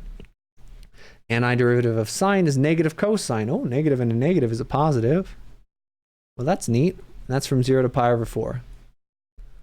Plus the second one, antiderivative of sine is negative cosine. Ugh. Minus antiderivative of cosine, positive sine, that minus. That's going to be from pi over 4 to pi. Let's just factor out a negative. Make this look a lot nicer. I like pluses. Ironic that we're factoring out a negative, because we're going to maybe have to distribute that later, but don't worry about it. So we got sine of pi over 4. It's 1 over root 2. You don't have to rationalize the denominator here. Nobody cares about that. Plus cosine of pi over 4, which is 1 over root 2. Minus sine of 0, which is 0. Cosine of 0, which is 1. All right.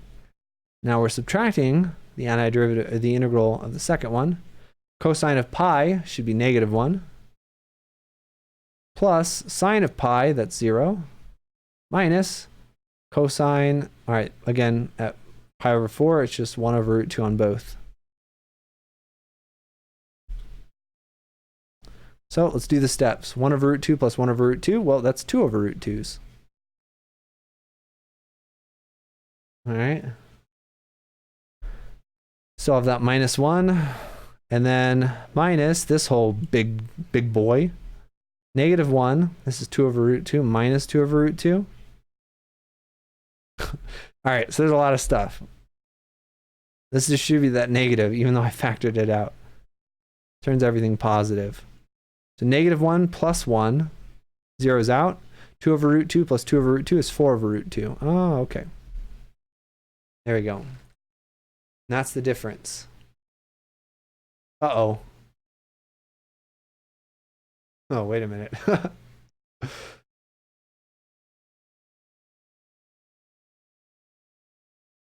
The answer in the book says 2 root 2. Oh, this is the same. This is the same as 2 root 2, right? If you rationalize the denominator, you'd multiply by root 2 over 2. That'd be 4 root 2 over 2, which is just 2 root 2. Okay, same answer. I just didn't rationalize. That's okay. Whew. Spooked me for a little bit. And yeah, I'm okay with this form. And yeah, you can make this really quite as interesting as you want.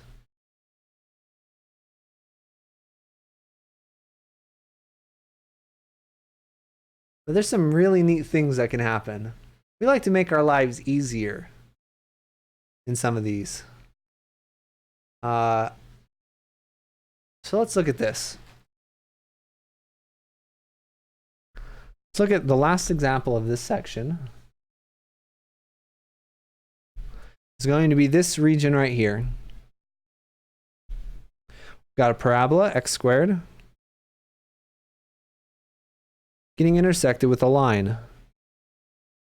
So this is f of x equals x squared. This over here is g of x equals 2 minus x. They intersect at the point 1, 1. So there's an easy way to do this and a hard way to do this. So the hard way to do this is to say, well, this area is going to be the area under this curve up until 1, plus the area under this curve up until 2. That's 2, 0. And that works if you wanted to do 2 integrals. What if you didn't want to do 2 integrals? check this out. What would you do? And you can't do this in class on a whiteboard, but check this out. This is going to be some magic. This is where the magic happens. What if, whoosh, we looked at it as the area between two curves vertically? Whoa, dude, that's pretty cool. Now we would only have to do one integral. But this is in terms of y. One's a triangle. You know, I don't want to hear your garbage.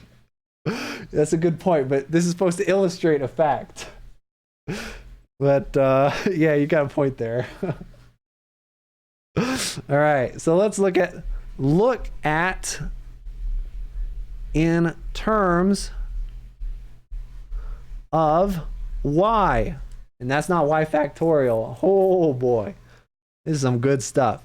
So let's look at g of y and f of y. So this over here, right? If y equals 2 minus x, then x, let's do a little bit of algebra, x is actually going to be, add a y to both sides, subtract a y from both sides. X is going to be 2 minus y. Oh. And over this one, right, if y equals x squared, then x is going to be, careful, plus or minus the square root of y. But we're only looking at the positive side on this region, so let's just write a square root of y, right, on this interval. All right, we're not going to worry about the plus or minus just yet. Okay. Then we can actually look at this integral as a single integral. Here, y is going from 0 to 1. And now instead of looking at what is the biggest up top, what is the biggest to the right? Well, it's g.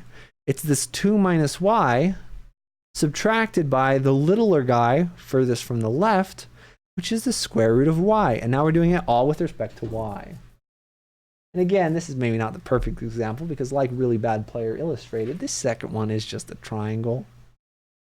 Areas of triangles are easy, but it's to show a point, you know? So let's anti-differentiate it.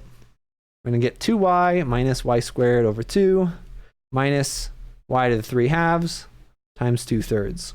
Okay? All evaluated from 0 to 1. So that's going to be 2 minus a half minus 2/3 subtracted from when we evaluated at 0, which is a whole bunch of zeros. 2 minus a half is 3 halves. 3 halves minus 2/3. Oof. 3 halves minus 2/3. That's going to be a common denominator of 6. That's going to be what? 9/6 minus 4/6. That's 5/6. Ah. So again, it's possible to do a area between curves in terms of y. Can make things a little more straightforward in some examples. All right, now the next section is really quite cool. Okay, unfortunately, to truly illustrate this, I have to draw well. So let's see how it happens. Okay, I wish I had an online class, but yeah, if I did have an online class, anyone could take it. It's kind of expensive if you don't live in Wyoming or one of our neighboring states, though. I think it's like $2,000 or something if you're not in Wyoming. I don't really remember. But yeah, I don't teach any online classes right now. They're all face-to-face. So luckily I got my handy dandy aid here. Maybe put this on the projector. So I want to know, let's look at this shape down here. Say I want to find the volume that can go in like a little vase like this, right? Well, I notice that this volume, this three-dimensional shape, is really just a two-dimensional shape, this orange curve, just this two-dimensional shape rotated around the x-axis.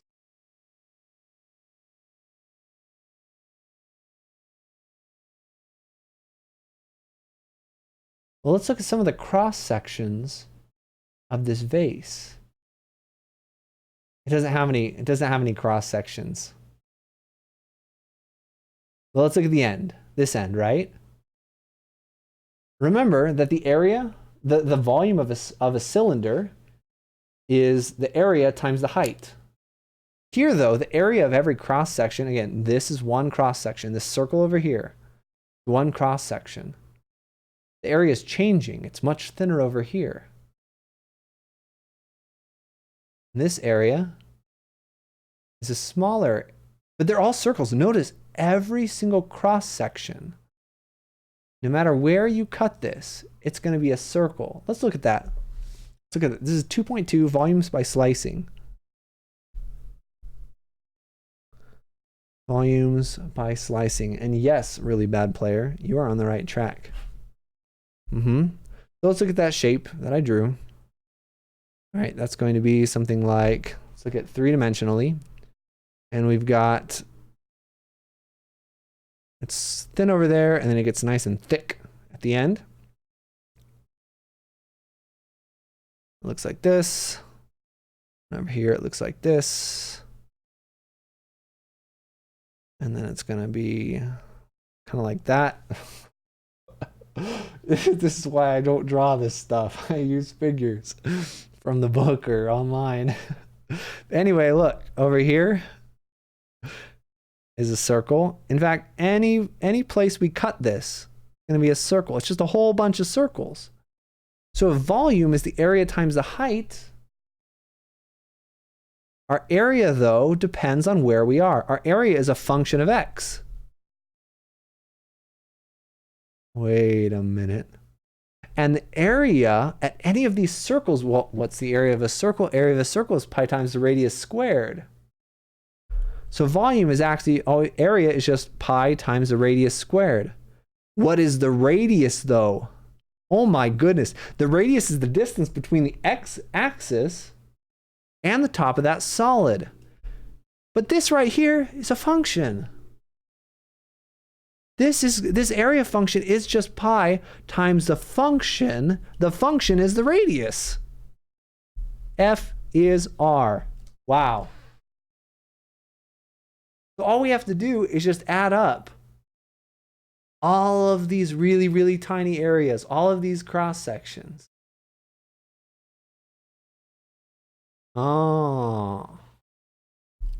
So our volume, by rotating something around the x-axis, is going to be integral from a to b of pi, which we write out in front, times the radius squared, which is f of x squared, and the height of each of these tiny little pieces. It's going to be dx. Dx just means a tiny little piece, tiny little length. If you remember back to all the way an hour and 50 minutes ago when we were doing section 1.1, right? And we were looking at Riemann sums and rectangles. Then we had that dx was just that itty bitty width of the rectangle. Well, now what we're looking at is we're looking at a bunch of these really tiny shells, really tiny discs. Oh my word. And that's what we've got over here. Okay. And that's called the disk method. We'll get to the shell method later. I never remember the shell method though. Every time I teach the shell method, I have to go back in the book and go, what the heck is this method again? Where does it come from? It actually makes a lot of sense though. All right, so this right here is volume of a solid found by rotating f of x about the x-axis. The other method we're going to end up using actually has this same volume in terms of y. That's called the shell method. And again, just like we illustrated in the previous section, there is an advantage. Sometimes you want to integrate with respect to y, it can be easier. Sometimes you want to integrate with respect to x, it'll be easier. Really depends on the function. So it's nice to have our options open. So let's do an example over here. All right, so say we want to make a little bowl, right? So example 1, find volume, blah, blah, blah, rotated around. Find the volume of the solid generated by rotating this graph about the x-axis, etc. I'm not going to write all that trash down. All right. And our function here is f of x equals the square root of x on the interval from 1 to 4. So again, it can be helpful to visualize this. Square root of x looks like this. You should all know what a square root function looks like by now. We're going from 1 to 4. So if you really rotated this around, it would kind of look like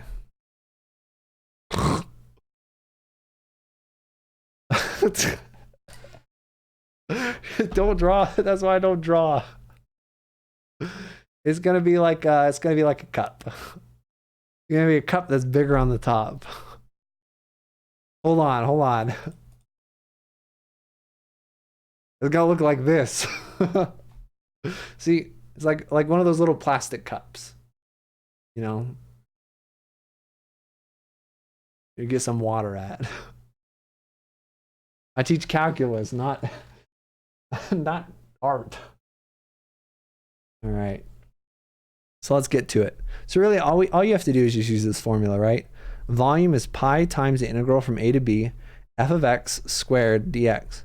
And you may be saying, Melyn, why you just wrote the formula down? It's right there. Why are you writing it down again? 2 reasons. 1, the more times you write something, the easier it's going to be to remember this. You're not going to have this on the test. You should remember that this is basically just a bunch of circles. Pi times the radius squared. That's what this formula is. Pi times the radius squared times the height, and we have itty bitty heights. That's our dx. Okay? So that's number 1. Helps you remember. Number 2, though, is don't worry, test is not for a couple weeks. You got some time, freaks. Hope I never call one of my students freaks, though. So what we have here, right? The second reason, I'm getting a little lost. I've been teaching for a while. I've gone through like 10 sections today. Hope you guys are keeping up. The second reason is it's so much easier to plug something in when you have the comparison right above it. So right, pi, well, that's still pi. Integral a, remember a is just the left. It's just 1. B is on the right. That's just 4. Feel the thorns embrace. I see. Indeed, I feel much more intelligent now. I understand things clearly. It is all coming together.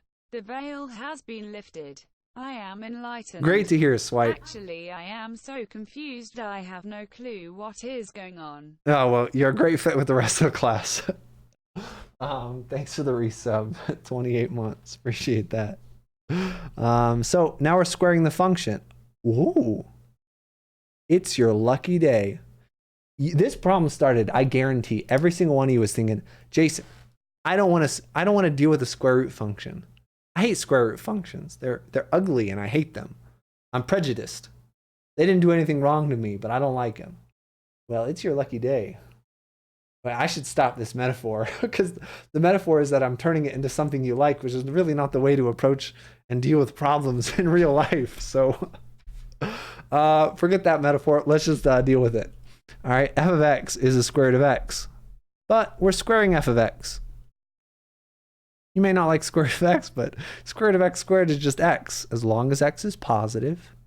If x is negative, square root of x makes no sense. But again, we're only dealing with positives. Our interval is just 1 to 4. We're okay. This is just pi times the integral from 1 to 4 of just, oh my word. Integrals barely ever get any easier than this. All right, good night, bad kitty cat. So let's just take that antiderivative, right? Add a power, divide by the power from 1 to 4. Pi times when you evaluate at 4, you get 16 over 2. Minus when you evaluate at 1, that's 1 over 2. Oh my word, this is a beautiful problem. 16 over 2 is 8. 8 minus a half is 7.5. We just have 7.5 pi. That's the volume. If you really want to be a mathematical superstar, we're not giving units, but it's a volume. So it's good. Oh, you guys can't see anything. 7.5 pi units cubed.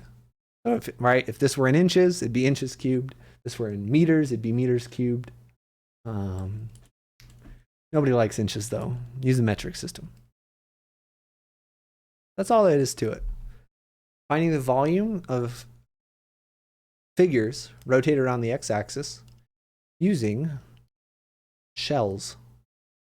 Disk method. Shells is next. Don't get ahead of yourself. All right. And again, we could talk about the washer method, but the washer method is just a hollow disk.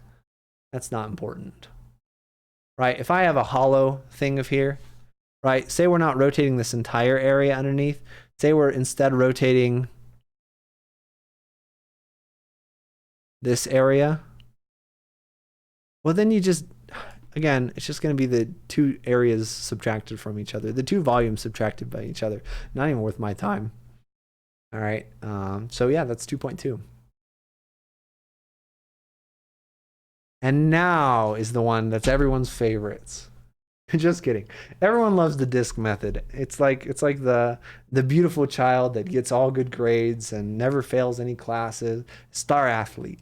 Next, we're going to go to cylindrical shells. That's another way to find these same volumes. And this is kind of like the red-headed stepchild, the black sheep, the black duckling, the ugly duckling or whatever. But just like the red-headed stepkid, just like the ugly ducking, just like the black sheep, this method has value, okay? I don't want you to cast it aside and be an idiot, all right? Little Freddy, life has worth too. Treat him with respect, you ungrateful, unappreciative Yahoo. 2.3. All right. This is going to be volumes. Part 2. Shells. Okay. Oh, there you go. It's kind of like my cats. This cat right here is the disk method, and the other cat's a shell method. I don't appreciate the other cat, but he's worth it, I guess. I'll see her worth later in life, maybe. All right, so get through this section. Oh, I think you want to join the calculus? Oh, maybe not. He's going the other way. All right, great. So I need to get to my mouse real quick. Oh, cat crossing. Cat crossing coming through. You want to keep moving? There you go. All right, we're going to use some figures over here. So the method of cylindrical shells, I don't remember this. So we're gonna relearn this together. I know it has to do, if you rotate it around the x-axis, then you do something with respect to y. So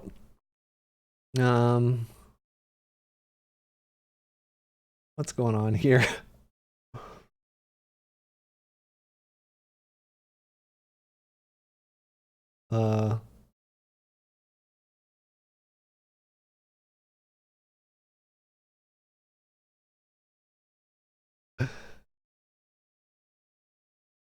Got a shell. Oh, I see. This one has to do with circumferences. And that's why the formula, right? The other one was an area, and that's why it's pi times the radius squared. This is a circumference. This is 2 pi r times the function. Oh, we have a better image to look at.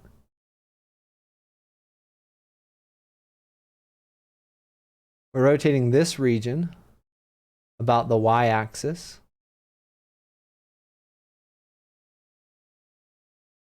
Yeah, I don't remember how this works.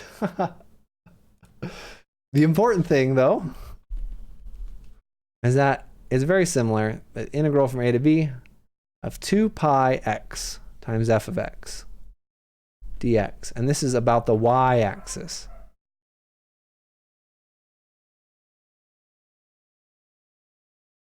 Rotating around the y-axis gives the same volume as rotating around the x-axis? No, that is not correct. Absolutely not. So what we're doing is say our function is this top, okay? and we're rotating it around. These are such bad images. Hold on. Shell method volume. Get a bigger, a better picture. Oh, I think this one's pretty good. This is from Khan Academy, right? Or maybe something else. So what we're doing is we're rotating the volume underneath. So we're rotating the area underneath the red function around the y-axis. Okay. Oh, okay. So we're going to look at rectangles now, right? And the rectangle is what's getting rotated around the axis. So when you think of the volume of an individual rectangle that's getting spun around, what is it going to be? Let's look at an individual rectangle spun around. I'm going to copy this image down myself and then show you guys. Again, because once we can find it for an individual rectangle, we can do a whole bunch of them. Yeah, it'll be like a hollow shape. Right, this is getting rotated around this axis. So what we have is a whole bunch of these. This is just one piece. I'm just going to look at one piece at a time. What we're going to get is this rectangle. It's going to look like a hollow cylinder. Okay. And what we can do with this cylinder is unwind it. Imagine the cylinder as, you know, a coiled up piece of paper. Right? This also is a hollowed up cylinder. And if I asked you, what is the surface area of this cylinder? Well, one way that you could do it is, well, this surface area of the cylinder has the same area as this paper. So that's what we do here. We just unwind this cylinder. And that's going to give us a sheet, just like a sheet of paper. So let's look what everything is in the cylinder. What's the height of this cylinder? Well, the height of the cylinder is just the height of one of these rectangles, right? It's a whole bunch of rectangles. Height of the rectangle, value of the function. Right? That's just going to be f of x there. And again, this cylinder has this is 3 dimensions, right? We're looking at a bunch of very tiny pieces. What is the width of this? Well, it's going to be the width of the rectangle. The width of the rectangle is delta x. What is the length? The length is the circumference. Right? If we unroll the sheet of paper, right? The circumference of this, assume this is a circle, is the same as the length of this. Well, how do you find the circumference? Circumference is just 2 pi times the radius. And the question is, what is the radius over here? Well, this is what's getting rotated around the x. The radius is just its distance from the y-axis. The distance from the y-axis, we have a name for that. It's called x. Oh, it's all coming back now. I just needed to use a non-garbage image to remember it. So, the volume of this itty-bitty piece, right? What is the volume of this itty-bitty piece? It's going to be the length, which is x, times the height, which is f of x, times the thickness, which is delta x. So, oh wait, oops. Right, 2 pi times the radius. I forgot about the radius is was x. So the circumference is 2 pi x, my bad. So let me rewrite that real quick, right? 2 pi times x. Wait a minute. This is looking familiar. This is just a formula I gave you. This is one of these itty bitty rectangles. But the whole idea of integration is that you're adding up an infinite number of itty bitty things. So the way that we add those all up is with it's like with the Riemann sums. Remember back to chapter 1. 2 pi is the 2 pi. X is the x. F of x is f of x. Delta x we write as dx for integrals. This is where it comes from. Rotate it all around a bunch of shells. So otherwise, if we use the disk method here, disk method for this problem is awful. Disk method here, to rotate it around the y-axis, you have to write it in terms of y. Furthermore, you're going to have to look at the subtraction of one part of the function minus the other part of the function. This is a parabola. You're going to get weird like pieces of square root functions. That's awful. This function is so much easier with the shell method. Okay? Let's do an example. All right. I want to do an example that the shell method actually makes sense to use. Otherwise, what's the point, right? I don't want to do that example. Actually, let's just do the one that we were talking about, right? This is just what we were doing right here. Okay. I could, yeah, that would be a good idea. I'm not sure how much time it's going to take, though. I'll set it up, right? Let's look at, let's not even solve this problem. Set up the following with the disk method. That's a good question. And shell method. Okay. So the volume found by rotating the area under the curve, blah, blah, blah, around the y-axis. So for f of x equals 2x minus x squared on the interval from 0 to 2 about the y-axis. So again, the picture that we have here is it's just this picture up here. I don't need to draw it again, right? It's just the same picture. So with the shell method, right, or with the disk method first, right? Let's first start off with the disk method. What we need to do is we need to get this piece of the function and in terms of y and integrate from 0 to, what are our units? What's the peak of this parabola? The peak of this parabola, this factor is 2x times x minus 1. The peak is going to be halfway between 0 and 1. The peak is going to be at 1/2. Wait, from 0 to 2, really? Did I write the function down wrong? 2x minus... Oh, no, I factored it wrong. I'm an idiot. 2x times 1 minus x. So yeah, the intercepts are at 0. No, we can't factor out a 2 either. Oh my word. This factors to x and 2 minus x. So 0 and 2. Right here, this is 2. This is 0.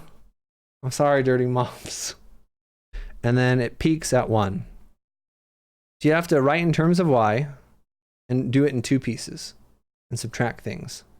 So we need to first find this right-hand piece in terms of y. Wait, I don't even know how to do that. So I think we're already running out of problem, right? Y equals 2x minus x squared. How do you solve for x? Because that's what we need to do.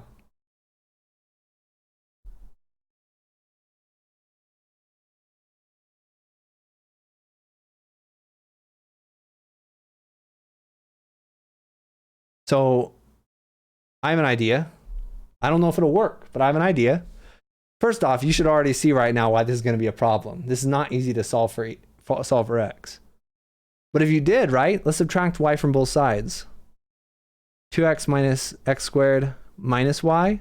Let's write that as 0 equals negative x squared plus 2x minus y. I think you can use the quadratic formula to solve for x here. This is a parabola. We don't know what y is. So I think x is going to be negative 2 plus or minus the square root of 4 minus 4 times negative 1 times negative 1. Minus 4 all over negative 2. Oh, no, it's minus 4y. Yeah, b squared. Sorry, negative b plus or minus square root of b squared minus 4ac all over 2a. Oh my goodness. So if we just, right, this is going to be 1 plus or minus, factor out of 4, the square root of 1 minus y. Is this it? Factor out a square root of 4, then you have a 2 over negative 2. That'll cancel the negative 1, but we have plus or minus anyway.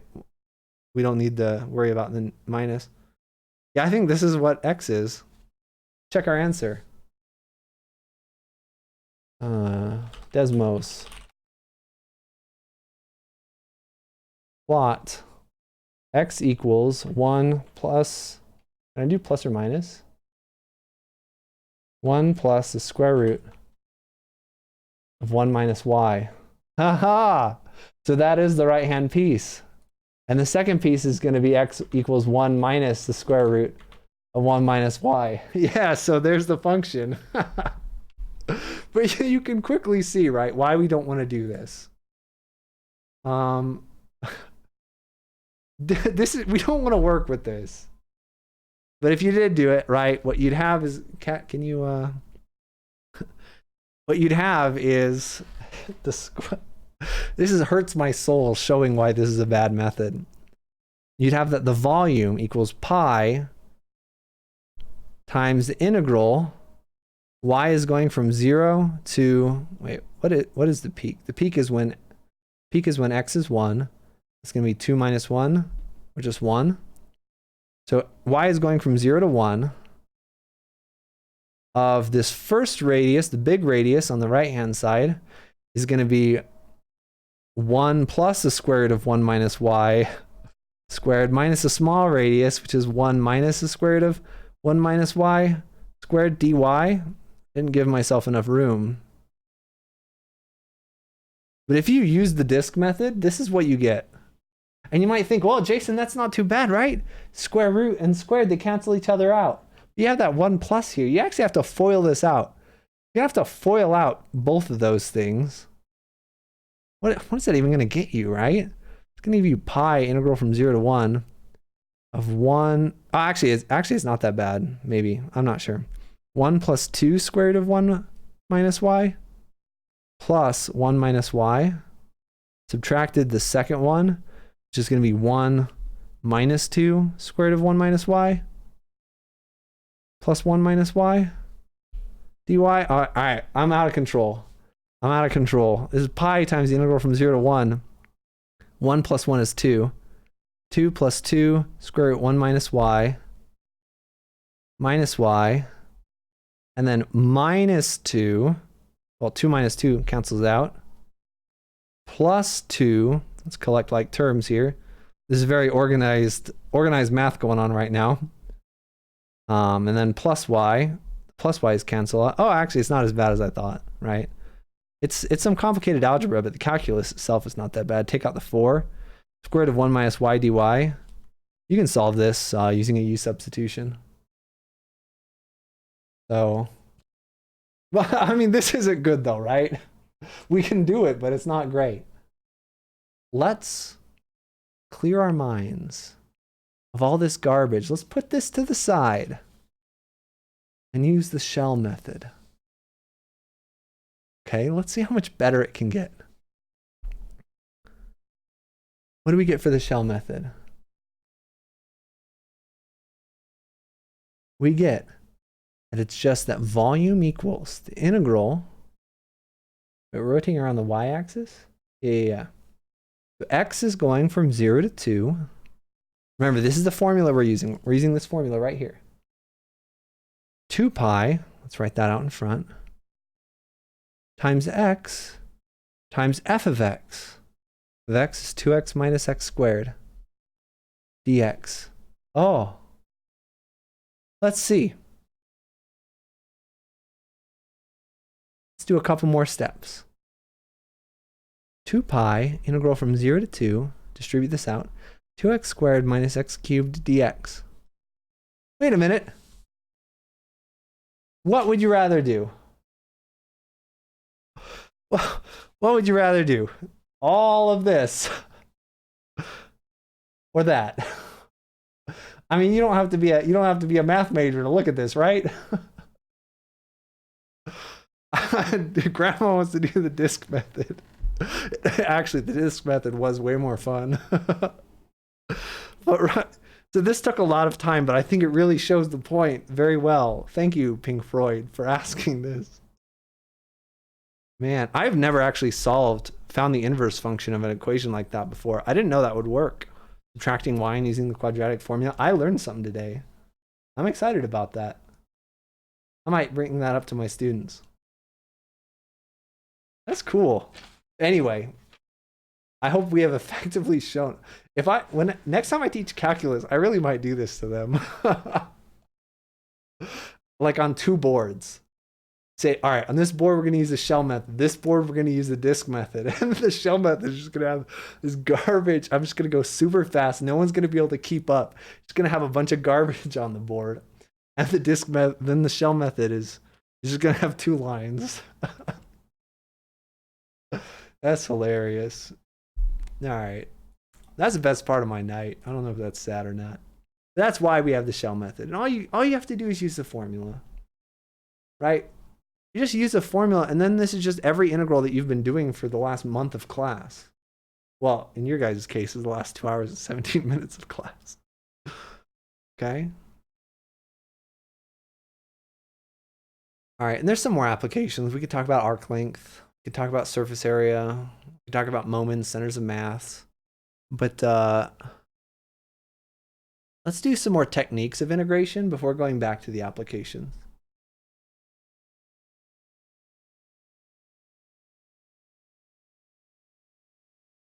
1989, that was the year before I was born. One of my students, I found out that he graduated high school before I was born. He's like, yeah, I remember doing this back in the 70s, or maybe he says the 80s, and I was like, huh, interesting. When would you use disk and when would you use shell? Basically, whenever it causes a problem. And it really depends on, do you want to do this in terms of X or in terms of Y? Doing this in terms of Y is really, really messy. And whenever you do it, rotate around the Y-axis. Rotate around the Y-axis means you have to do it in terms of Y for disk method and in terms of X for shell method. And yeah, if I were actually teaching this, I would make that big distinction, how to choose which method when. But that's the short verbal answer of this. But of course, I'm teaching this way faster. Right? We've done what? How many sections? Like 10 sections? That's like 2 months of class. 2 months of class in like 2 hours. Yeah. Going a bit fast.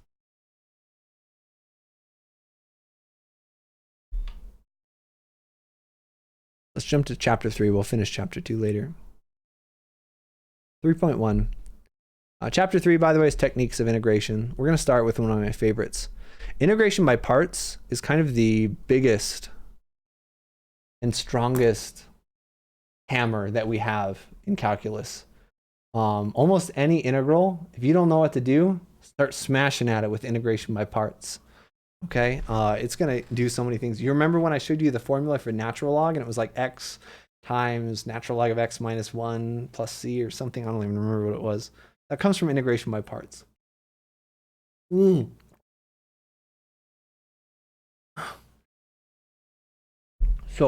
let's take a trip down memory lane, shall we? What if I wanted, oh, my hands are all wet, my shirt's all wet, I'm all wet everywhere. Right? I'm not so good at underlining. Underlining is not my strength. Let's look at a little thing. You've seen this before. What if we have 2 functions multiplied by each other? And you want to take the derivative of that. You might naively desire this to be f prime times g prime. It's not the way it works, though. We had this little thing back in Calc 1 called the chain rule. So look down, look down. Here we go. This is f prime of g, f primes times g, sorry, plus f g prime.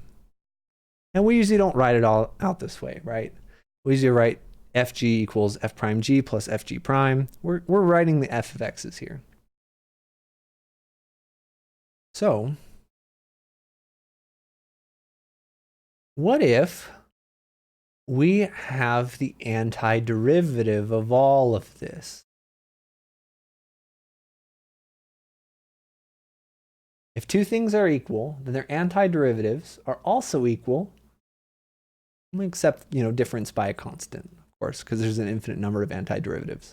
They'll all be the same, just shifted vertically. Okay. So the left-hand side, derivative and antiderivative, they cancel each other out. This is just going to be fg.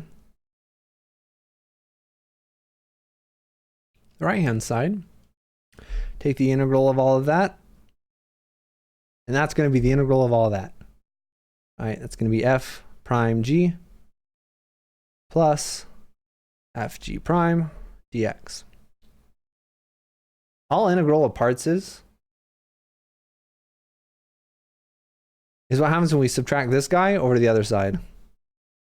Integral of fg prime equals fg minus the integral of f prime g. We usually don't write it that way, but all integration by parts is just the chain rule. Just the chain rule moved around.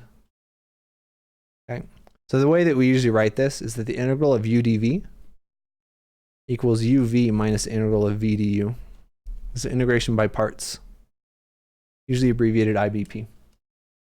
And really, it's just a chain rule. But we integrate or antiderivative and anti-differentiate both sides and move things around. You might say to yourself, well, what's the point? Well, let me show you. Let's do an example.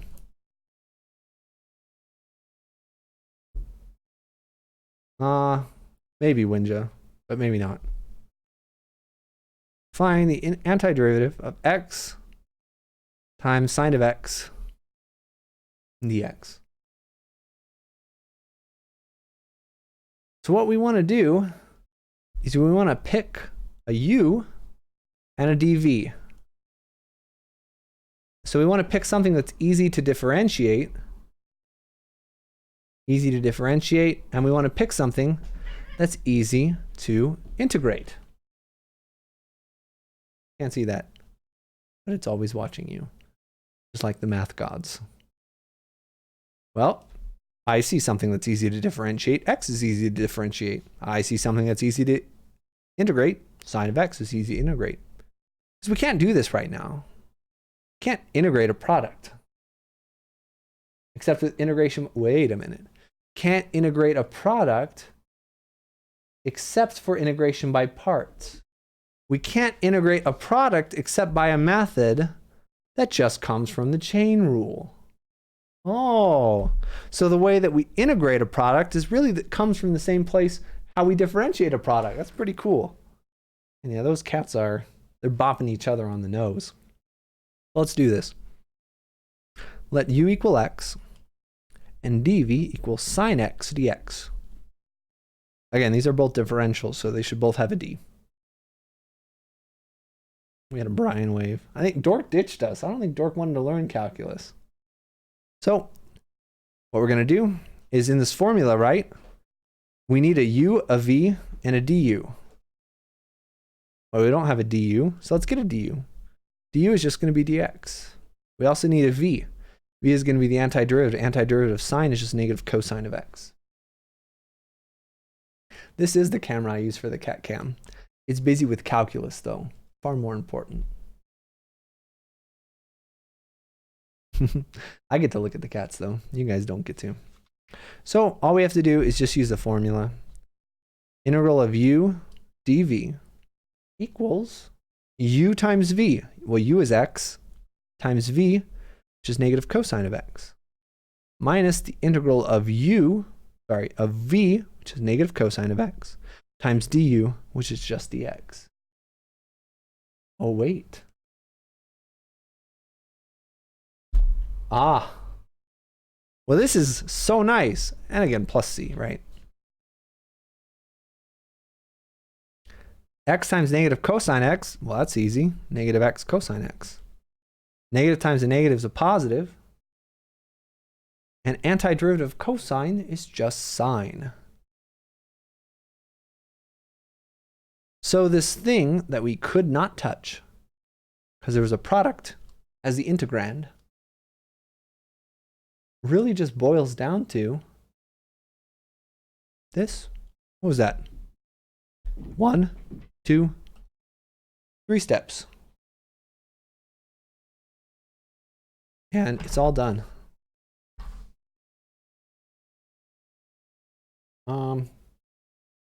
For document reading purposes, this has to be upside down. So, oh no, there's no disk method here. This is an area, not a volume. You guys get upside down cats. And upside down my beard.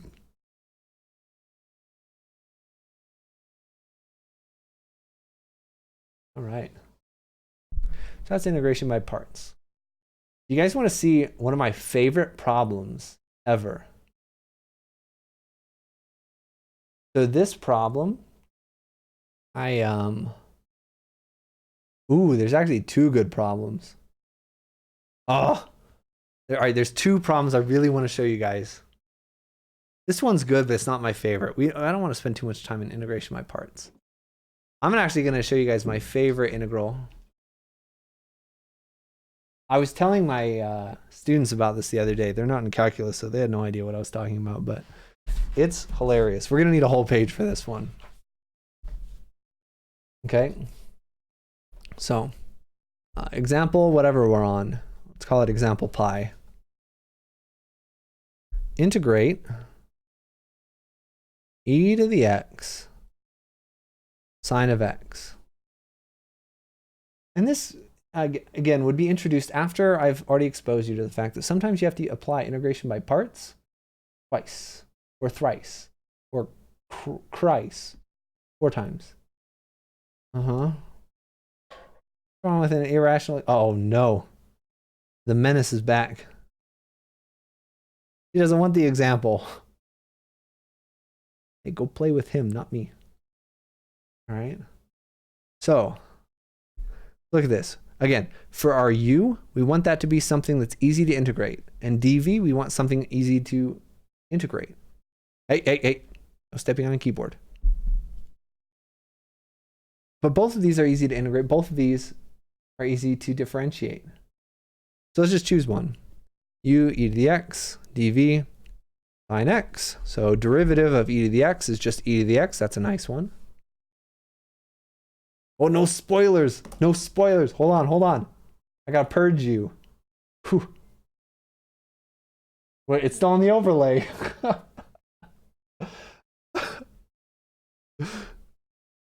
I'm just messing around, by the way. But I'm not going to answer your question. Antiderivative of sine is negative cosine. Can you imagine? Can you imagine if that happens in class? I'm doing this in class and someone says, hey, you know, doesn't it blah, blah, blah? I just go over there, get some duct tape, put it over their mouth. That would not be okay in a classroom environment. Not in 2019 anyway. Anyway, so let's use integration by parts. So, e to the x sine x dx. Oh dear. We missed a little xy over there. Is going to be uv, which is negative e to the x cosine of x, minus the integral of v du, negative cosine x, e to the x dx. Negative times a negative is a positive. Okay, and already you should be a little suspicious and say, Melyn, the whole point of integration by parts is to get you an easier integral. This is not any easier than where we started. We're screwed. Just wait. Just wait. You're going to see some magic. This is my favorite integration problem ever. Wouldn't you goodness? Yeah, you guys know what we used to do to People who did spoilers, right? All right. So let's just not worry about it. Let's use integration by parts again. Let's say we're stupid. We don't know what we're doing. All right. U is e to the x. dv is cosine x dx. So du is going to be e to the x dx. And v is sine x. Let's do it again. We have negative e to the x cosine of x. Yeah, you're good, Winja. I don't think anyone thought that.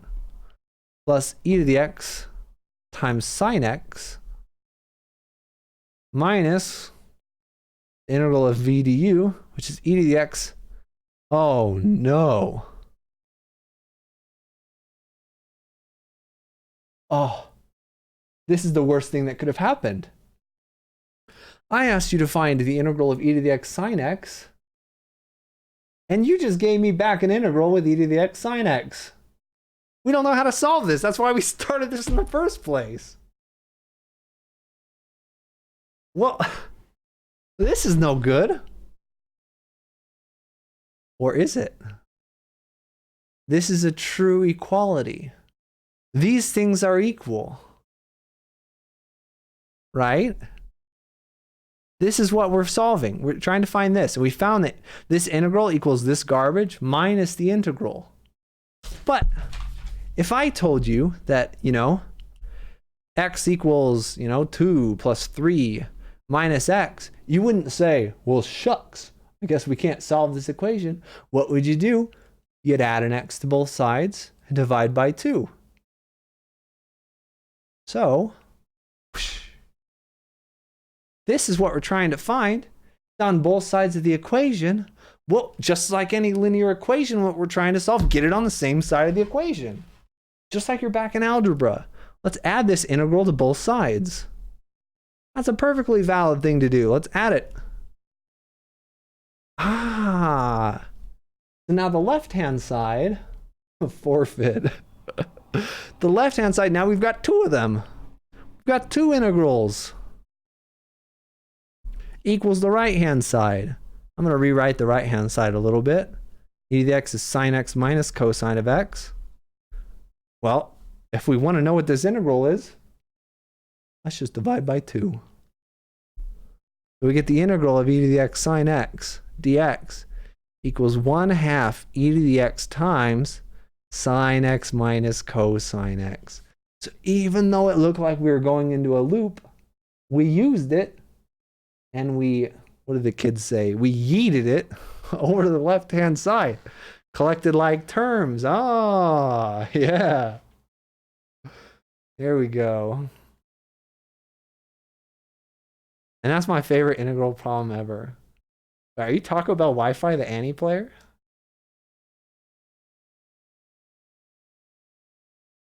And that is literally my favorite integral in all of Calc 2. I just think it's so cool. Nice, nice. It's just so cool because it looks like you screwed yourself. But you just think outside the box and move it over, and there you go. Problem solved. Just for you.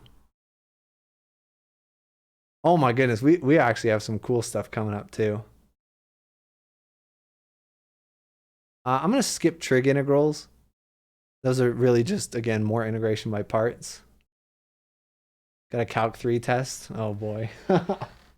I hate Calc 3. I've taught it a couple times, and every time I have to find a way not to just get bored. You never should get bored when you're teaching something. If you get bored while you're teaching something, your students are going to be in a way more bored than you are. All right. Let's hope all of you remember trig. We're going to do 3.3 over here. Trig subs. This is quite possibly one of the most interesting approaches to solving integrals. But Calc 3 is kind of weird though, Pink Floyd, because it really depends on where it's being taught. So Calc 1 is almost everywhere just differential calculus, derivatives. Calc 2 almost everywhere is integrals and antiderivatives. But Calc 3 can go for anywhere from multiple variables to vectors to sequences and series. Sometimes that's Calc 2, sometimes that's Calc 3. And then, yeah, so I taught calculus on a quarter system. So I had a Calc 4. On a semester system, there's only Calc 3. And in my quarter system, Calc 3 was sequences and series and multivariate. And Calc 4 was like vectors and Green's theorem and stuff like that. So I don't even really know how to answer your question because it really depends on the class. But oh, double integrals are a thing too. So like if you have something like this is, I think, pretty standard in Calc 3. Like the double integral of, 2x minus y squared dx dy. Basically like an integral inside of an integral. And this limit might be from like y to y squared, and this was from like 0 to 5 or something. But really you just do this first integral like normal, and then you just do the resulting integral like normal after that. And what this represents is, right, if you have a one variable function, that's, a one variable function is a curve on the plane. A two variable function is a surface in space. So again, one-dimensional object in 2 dimensions, whereas it's kind of a 2-dimensional object in 3 dimensions when you have a 2-variable equation. Once you go to 3 variables, then you have more dimensions, and it's a little harder to visualize. That's the short answer of some of the stuff that's in Calc 3. So these are some pretty cool problems. Oh, nice, Freud. Yeah. It usually is involved there. Sometimes it's in Calc 2, maybe. I don't know. And I think partial fractions is after that. I don't want to do that. Partial fractions suck. Partial fractions are the most tedious integrals in existence, I think. But we're in trig subs. We're still in the fun zone. Okay? Partial fractions basically boils down to, can you solve a system of equations with way too many variables? Look at the integral of the square root of 9 minus x squared. So a general problem solving strategy when you are doing integration is to always ask yourself, can I do this with a u substitution? If you can do it with a u substitution, it makes your life so much easier, right? But here, if we did a u substitution, we'd let u be the radicand, the 9 minus x squared. But the problem with doing that is that then we have no du. If we had an x out in front, we'd use a u substitution. But because we don't have the x out in front, can't really use a u sub here. The next thing you kind of want to look at is can you do anything with integration by parts? The idea with integration by parts is, don't worry, this is Calc 2. This is a long way away from geometry. The problem with integration by parts here is that for integration by parts, you want to choose something that's easy to differentiate and something that's easy to integrate. And if you did that, we can differentiate this and then we can integrate dx, and that might be a chance. But really, if you did that, I think what you get, if you tried that, I think you get a negative. The next integral you get, if you try integration by parts, is going to be something like a negative 2x squared over 2 times the square root of 9 minus x squared. But that kind of gets you in the same problem. If you have an x squared here, that's not good. We want an x up top, because again, if we had an x up top, we'd do a u substitution down here and it'd be fine. So integration by parts is not going to be useful either. We need a new method here, right? Honors pre-calc, this is 2 classes in the future, Calc 2. It'll be coming soon. Yep, Pink Floyd, that's what it is. So let's let a new method. So you may recall, you may not remember this at all. Does recall have 2 L's? But if you have sine squared of x, ooh, back to trigonometry, plus cosine squared. Oh, those of you in pre-calc, you should remember this. Some people have trig separate from pre-calc. I think I had trig in pre-calc. right? Sine squared of x plus cosine squared of x equals 1. So likewise, right? Sine squared of x equals 1 minus cosine squared of x. This follows, right? We just subtract cosine squared of x from both sides here. But this is kind of looking similar to what we have over here in our radicand, right? It's not a 1, but it's something squared minus something else squared. And if we could somehow make this, which kind of looks like the right-hand side, we can make it look like the left-hand side, we'd have the square root of something squared. And that would be really nice. So let's make it look like it. So again, first, on this first example, I'm going to pull something out of thin air.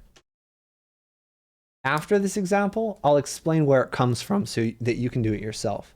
But what if I told you, and you get like a Morpheus voice or something, right? This is actually the difference of squares. Although that's not really going to help us here, but it is. Yes, important. It's good to recognize that. I'm going to tell you that I'm going to call x 3 times the cosine. Oops. No, this is good. 3 times the cosine of theta. Just out of the blue, I'm going to tell you that. Well, try to run with this. See where this is going. Okay, well, if x is that, we also need to know what dx is, right? So dx is going to be, take the derivative of this, negative 3 sine of theta d theta. So let's just run with it and see what happens. So then this integral all the way down here is going to become the integral of the square root of 9 minus, well, what happens if we square x? We square the right-hand side. 3 squared is 9. Cosine squared is cosine squared of theta. Times dx, which we just said was negative 3 sine theta d theta. Oh, fun thing about physics. I have a sort of student friend who's taking like a, I don't know, second year physics course or something, which I have no experience with. And he came to me, he's like, you know, Jason, you mind looking at this? And I did, and it was some integral, and it was some integral that was in some physics equation, and I had no idea. There were all these letters that I had no idea what they were talking about. I had no idea what the integral was talking about, but I knew how to work with the integral. So I'm helping him. It's like I know what I'm doing mathematically, but the physics, I have no clue what I'm working with. But we got to the right answer, and that was kind of funny. So again, this kind of looks bad right now, but there's a couple things that are going to happen. First off, let's take that negative 3, and let's pull it out in front of the integral. We can always take constants out in front of the integral, as long as it factors out of everything. Speaking of factor, put that sine theta in front. Then we have the square root of something d theta. Calc 2 is where you learn integrals most of the time. Sometimes high school calculus, usually high school calculus, we'll talk about integrals as well. Let's factor out a 9 over here. If we factor out a 9 from the radicand, we get 1 minus cosine squared of x. Sorry, of theta. And now, this is where the magic happens. This looks familiar. Wait a minute, where'd it come from? Wait, check this out. Wow.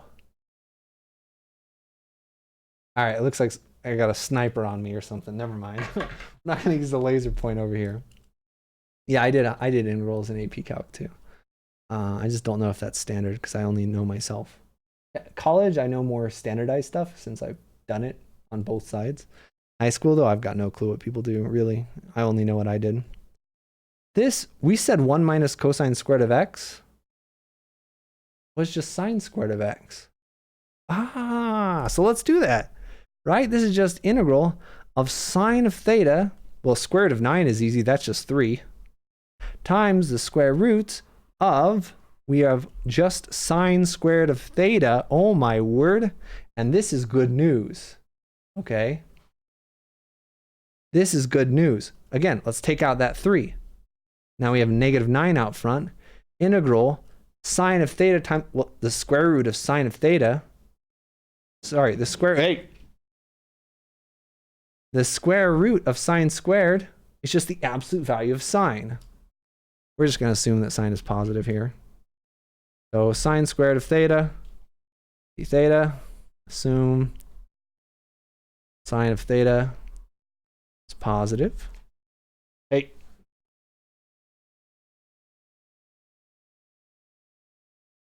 Isn't it absolute value of 3? The absolute value of 3 is unnecessary. 3 is just a positive number. But yeah, over here we would need the absolute values normally. And then we'd have sine times the absolute value. But in all these problems, we're just always assuming that sine is going to be positive on the interval that we're looking at when we do the trig sub. Oh my word. Hey, don't mess with the green screen. And at this point, all right, so I skipped a section saying it's not important. At this point, we need to use the section that we skipped. Oh man, we have to use the double angle formula. So I don't know if anyone remembers the double angle formula, but it's something like, what was the double angle formula? There's a couple of them, but I think it was cosine of 2 theta equals sine squared theta. Oh no, we don't want to use a double angle formula. I think we want to use a half angle formula. That like sine squared of theta is something like 1 minus sine of theta over 2 or something. I have to check this half angle formula.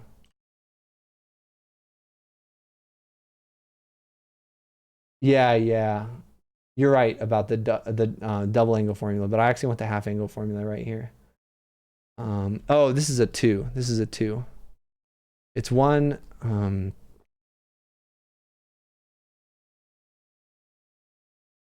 sine squared is equal to 1 minus cosine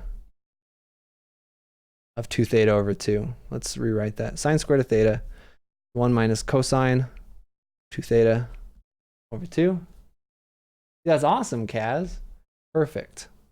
And yeah, so the actual half angle formula doesn't have it written as sine squared. It has this is just sine of theta, or sine of theta over 2, and it has a square root here with a plus or minus. But this is the form that we want. So we're going to use that.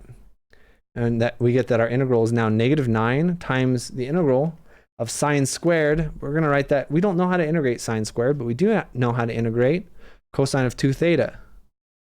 This is just a u substitution. All right, so that's so much nicer than dealing with the sine squared, because sine squared is no good. All right, so at this point, again, let's move things along, right? This is going to be 1/2 minus cosine of 2 theta over 2. Take these integrals individually. Integral of 1/2 is just going to be theta over 2.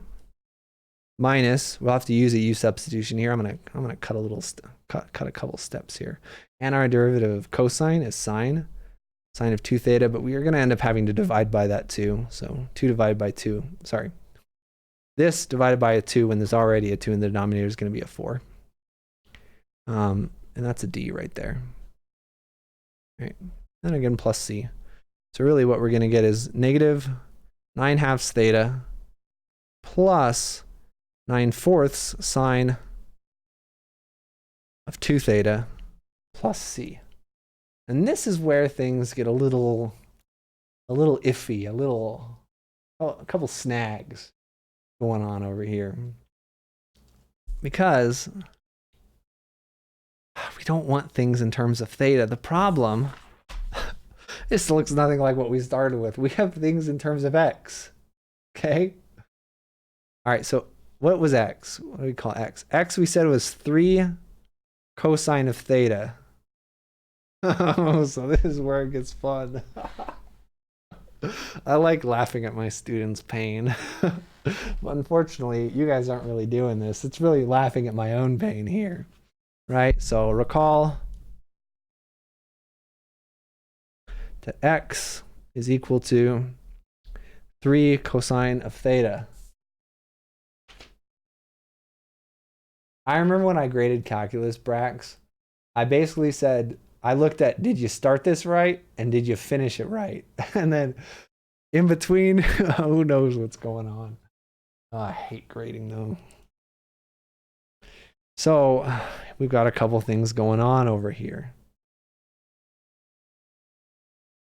I'm not going to solve for theta just yet. I'm going to divide both sides by 3 and move things around. So this same equation is cosine of theta equals x over 3.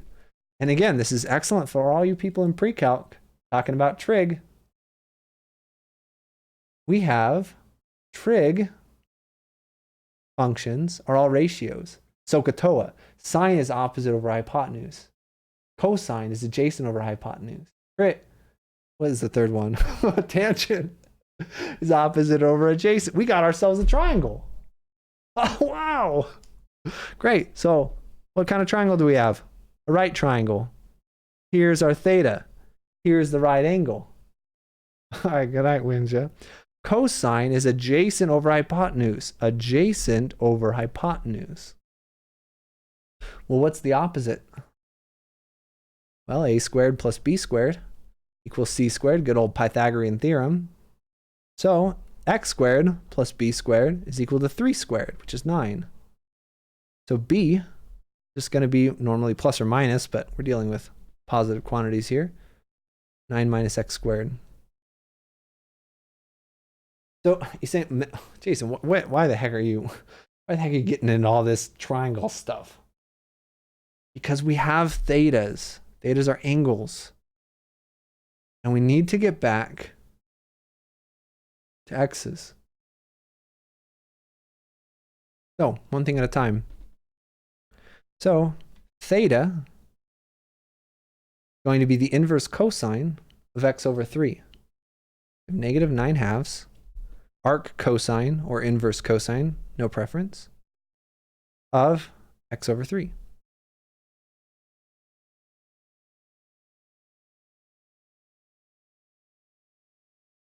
Plus 9/4. Oh, careful here. Sine of 2 theta is not the same as 2 times sine of theta. We can't just find the sine, which would be opposite over hypotenuse, and multiply by 2. We have to use, now we're using the double angle formula. Sine of 2 theta is 2 sine theta cosine theta. I remember that one. And now we have our triangle. We know what sine theta is. We know what cosine theta is. So we have negative 9/2 inverse cosine of x over 3 plus, well, 2 over 4 is 1/2, plus 9/2 sine of theta, so opposite over hypotenuse. That's going to be the square root of 9 minus x squared over 3. I love trig subs. Times the cosine, which we said was x over 3. So let's simplify this all together. 9 on top, 9 on the bottom. Cancel those out. Let's have the positive number in front. We have x times the square root of 9 minus x squared over 2 minus 9 times the inverse cosine of x over 3 over 2. Math is just theory. Physics is application. So it really just has to do with what your views are on theory versus application. And again, plus c, right? So we went on a little magical journey over here. We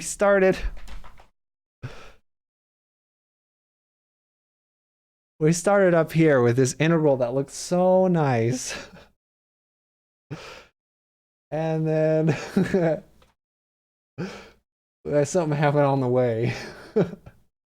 Here we go with our final answer. And this is why it's really important to have restrictions on x and restrictions on theta. Because if you remember that the inverse cosine is really a messy function. It takes a lot of work to get an inverse function-ish of cosine, a lot of domain restricting. So these trig integrals really only work. All right. You guys want me to crush your spirits. I'm gonna crush your guys' spirits, all right? All of that work. This was the integral. Let's so that's the indefinite integral. What if this were a definite integral? Integral from 0 to 3, the square root of 9 minus x squared.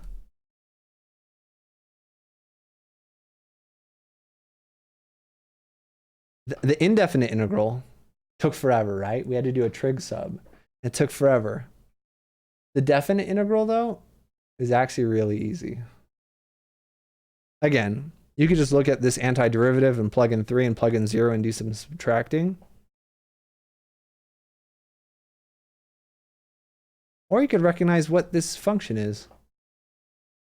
Right, this is the function. Y equals 9 minus x squared. Let's square both sides. Y squared equals 9 minus x squared. This is the function, x squared plus y squared. It's not a function, actually. Well, this is the upper half of the function. Anyone remember what this equation, what the graph of this equation looks like? Yeah, this is a circle. This is the upper half of the semicircle. So if we're looking at definite integrals, this area is just 1/4 the area of a circle, which is pi times the radius squared. This is just 9 pi over 4. So, yeah. But this is great right here for the indefinite integral.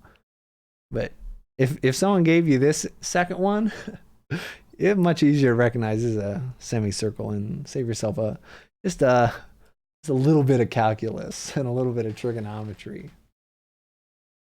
Oh man, trig subs are fun though. And yeah, so the section after trig subs, just let me show you guys. Partial fractions. Which is this nonsense. You have to split this up into a bunch of partial fractions, and then look at the coefficients of the like terms and solve a system of equations with these coefficients. The coefficients of x squared, 2a plus 4c, has to equal 0. And these coefficients have to be something. We have a system of equations, a system of 3 equations. The book doesn't even do this. Yeah, exactly, Xyrophant, right? The definite integral is only nice in some cases. Otherwise, you do have to do all that messy work. They don't even do this system of equations. They just set it up and say, well, we solved it. We just plugged it into Wolfram Alpha. We don't want to waste our time with that garbage. Nobody wants to waste their time with partial fractions. Goodness. All right. That's about 3 hours. I think 3 hours of calculus is probably enough. I'm taking a break from League. I've been kind of negative on my stream. I've been whining a lot. I haven't been happy. I'm just trying to take a short break. I'm playing other games on my second account. I thought it'd be funny to talk about calculus tonight. I did not expect to talk about calculus for 3 hours. We talked about, I would say, more than 50% of an actual calculus 2 class. We went through it really fast, but yeah, it was a good time. So thank you guys for watching. Appreciate it. I'll be back tomorrow. I'll probably play some more games on my second channel. Melyn plays, but see you later. Yeah, this is what I do, right? You got a glimpse of what I do for my day job. I just teach math, and I teach it honestly very similar to how I taught today. Obviously, I take a lot more time and I work with my students more. But yeah, I'm a dork. Oh, see you guys later. Bye bye.